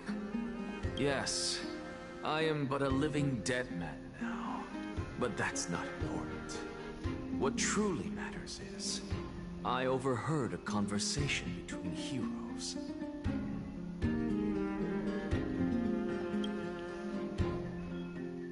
Oh. Have you heard of this tale before? A tale about the ocean god's treasured pearl, our hometown. It was a seaside town which enjoyed the ocean breeze and glorious, peaceful times, thanks to the wisdom of its ruling queen. More Greek pottery. Until one day, an evil dragon descended upon the town. Its wings were large enough to blot out the sun, while its claws were sharp enough to rip the waves apart. It barged into the tall tower and devoured the queen's beloved daughter. It even settled itself in her bedroom, like a tyrant king. The queen assembled 300 warriors who managed to subdue the evil dragon by chaining it up. However, when the queen slit open the dragon's belly, she realized that the princess had long since been digested, and all that was left of her was a pile of bones. Devastated, the queen wept for several days. Yeah. It was then that a devious, smooth-talking scholar arrived at the palace and suggested that the princess could be revived through the use of dragon bone and dragon blood. That liar called this process the secret art of alchemy. The princess was reborn! The queen was overjoyed, blissfully unaware that the evil dragon's soul still lurked within the princess's body. As revenge, the evil dragon swallowed the poor queen, the glib liar, the courageous warriors, and all of the town's innocent civilians in a single gulp. Worse still, the souls of the deceased were refused entry to the Netherrealm because they were filled with regret. Forced to roam the mortal realm, these resentful souls ultimately converged into a river of souls that would not retreat for a long time. Yeah, that's probably one big-ass dragon if he was able to do all that. Terrifying death had consumed all. Thereafter, our hometown fell into ruin as well. Until...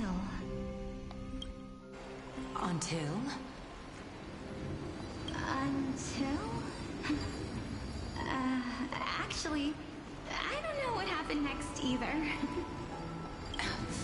Oh my... It seems that you still like to whet people's appetites even after all this time, Pelixia. So, according to your story, this is how I used to look? Yeah. It's practically a mirror image. And yet, what exactly is this? A miracle that I created with alchemy. As for what it is and how I was able to accomplish it, I'll keep the answers to myself for now. Of course you will. My goodness, is this cliffhanger really necessary? She's just like all of us for real. Tell us the answers! Quiet, Titan. Continue to enjoy this splendid play, and the truth will naturally reveal itself. Dragon, huh? I've heard this legend before.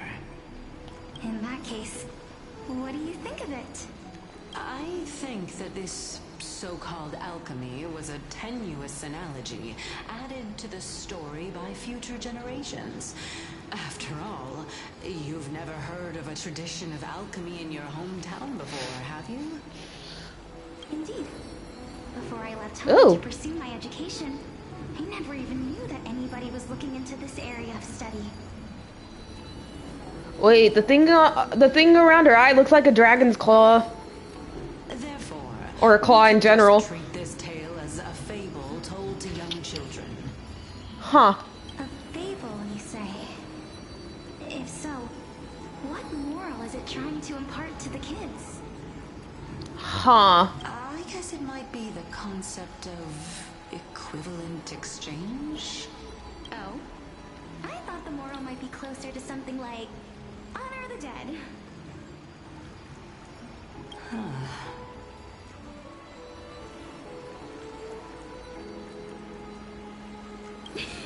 What? At a loss for words?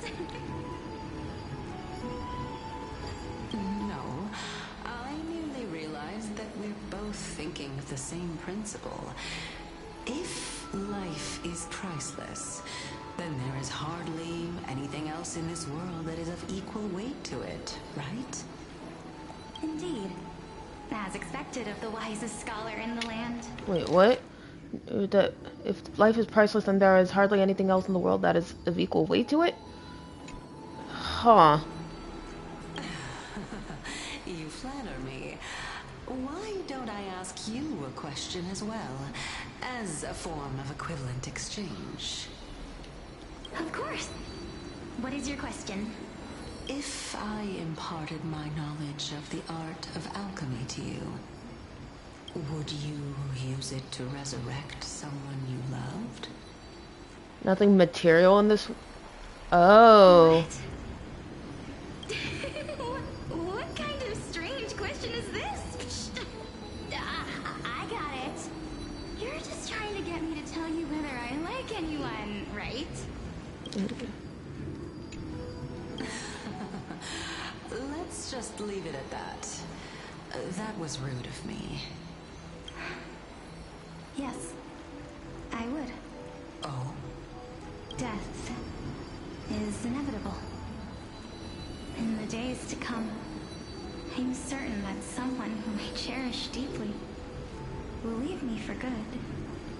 If such a mighty power really existed, I think I would use it without hesitation.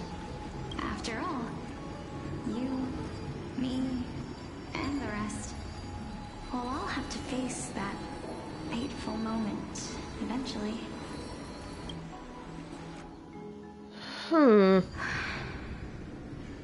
My time is finally here.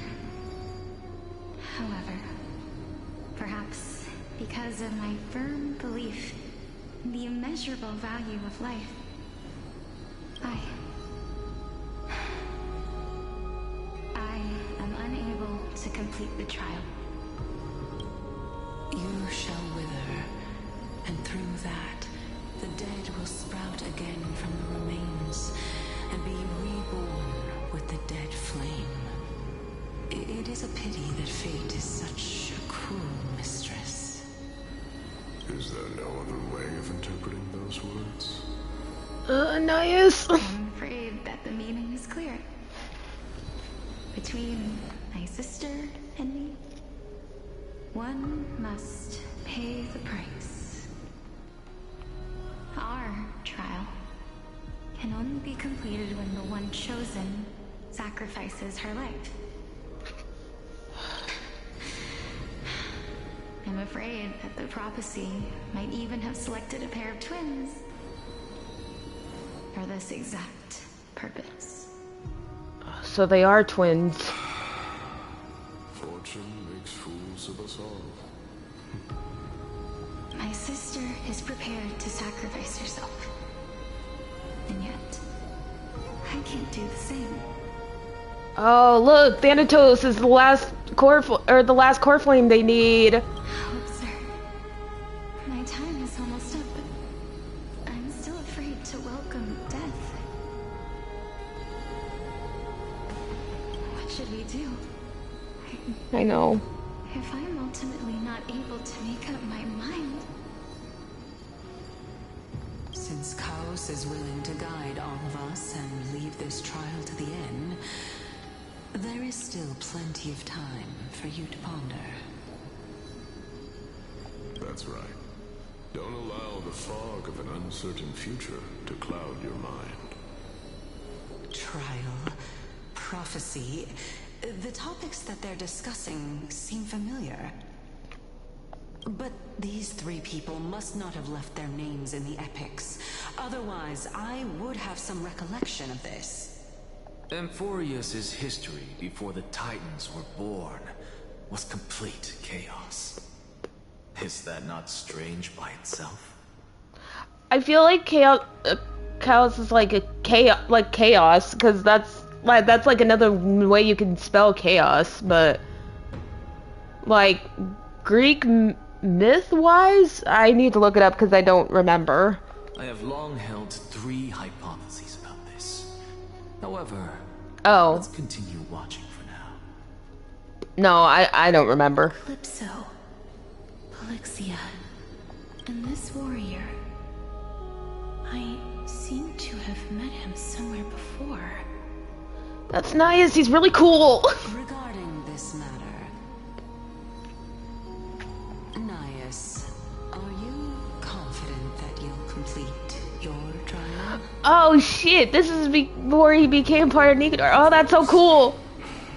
Though, I am worried about what will happen once I've emerged victorious.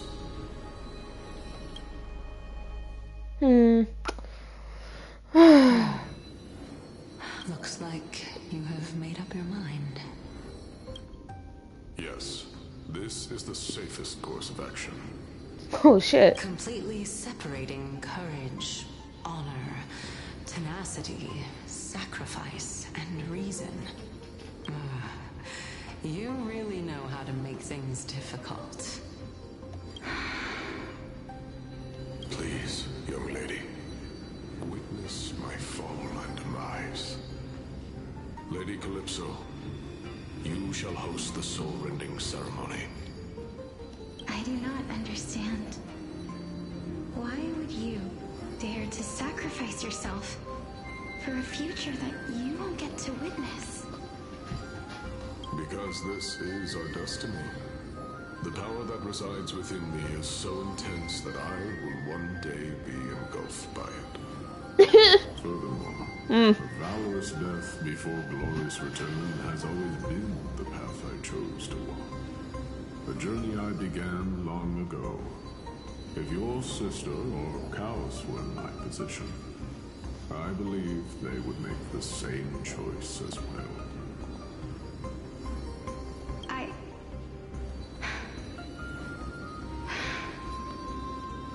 I'm not that brave. I don't know how I'm supposed to face such a serious affair.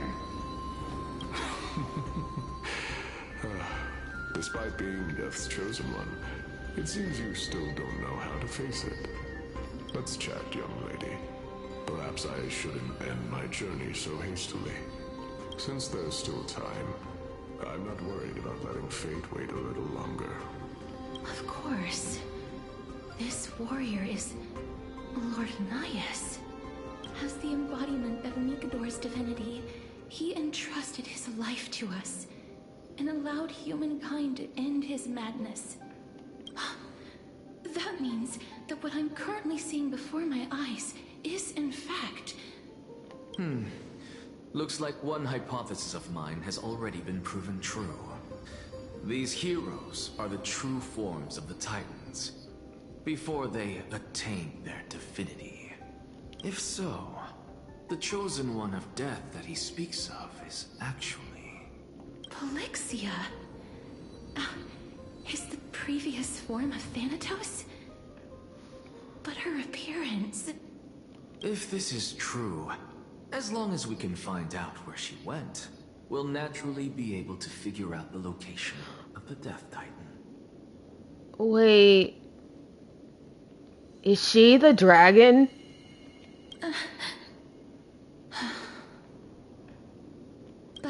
before that, we first need to witness what ultimately happened to Lord Anaias.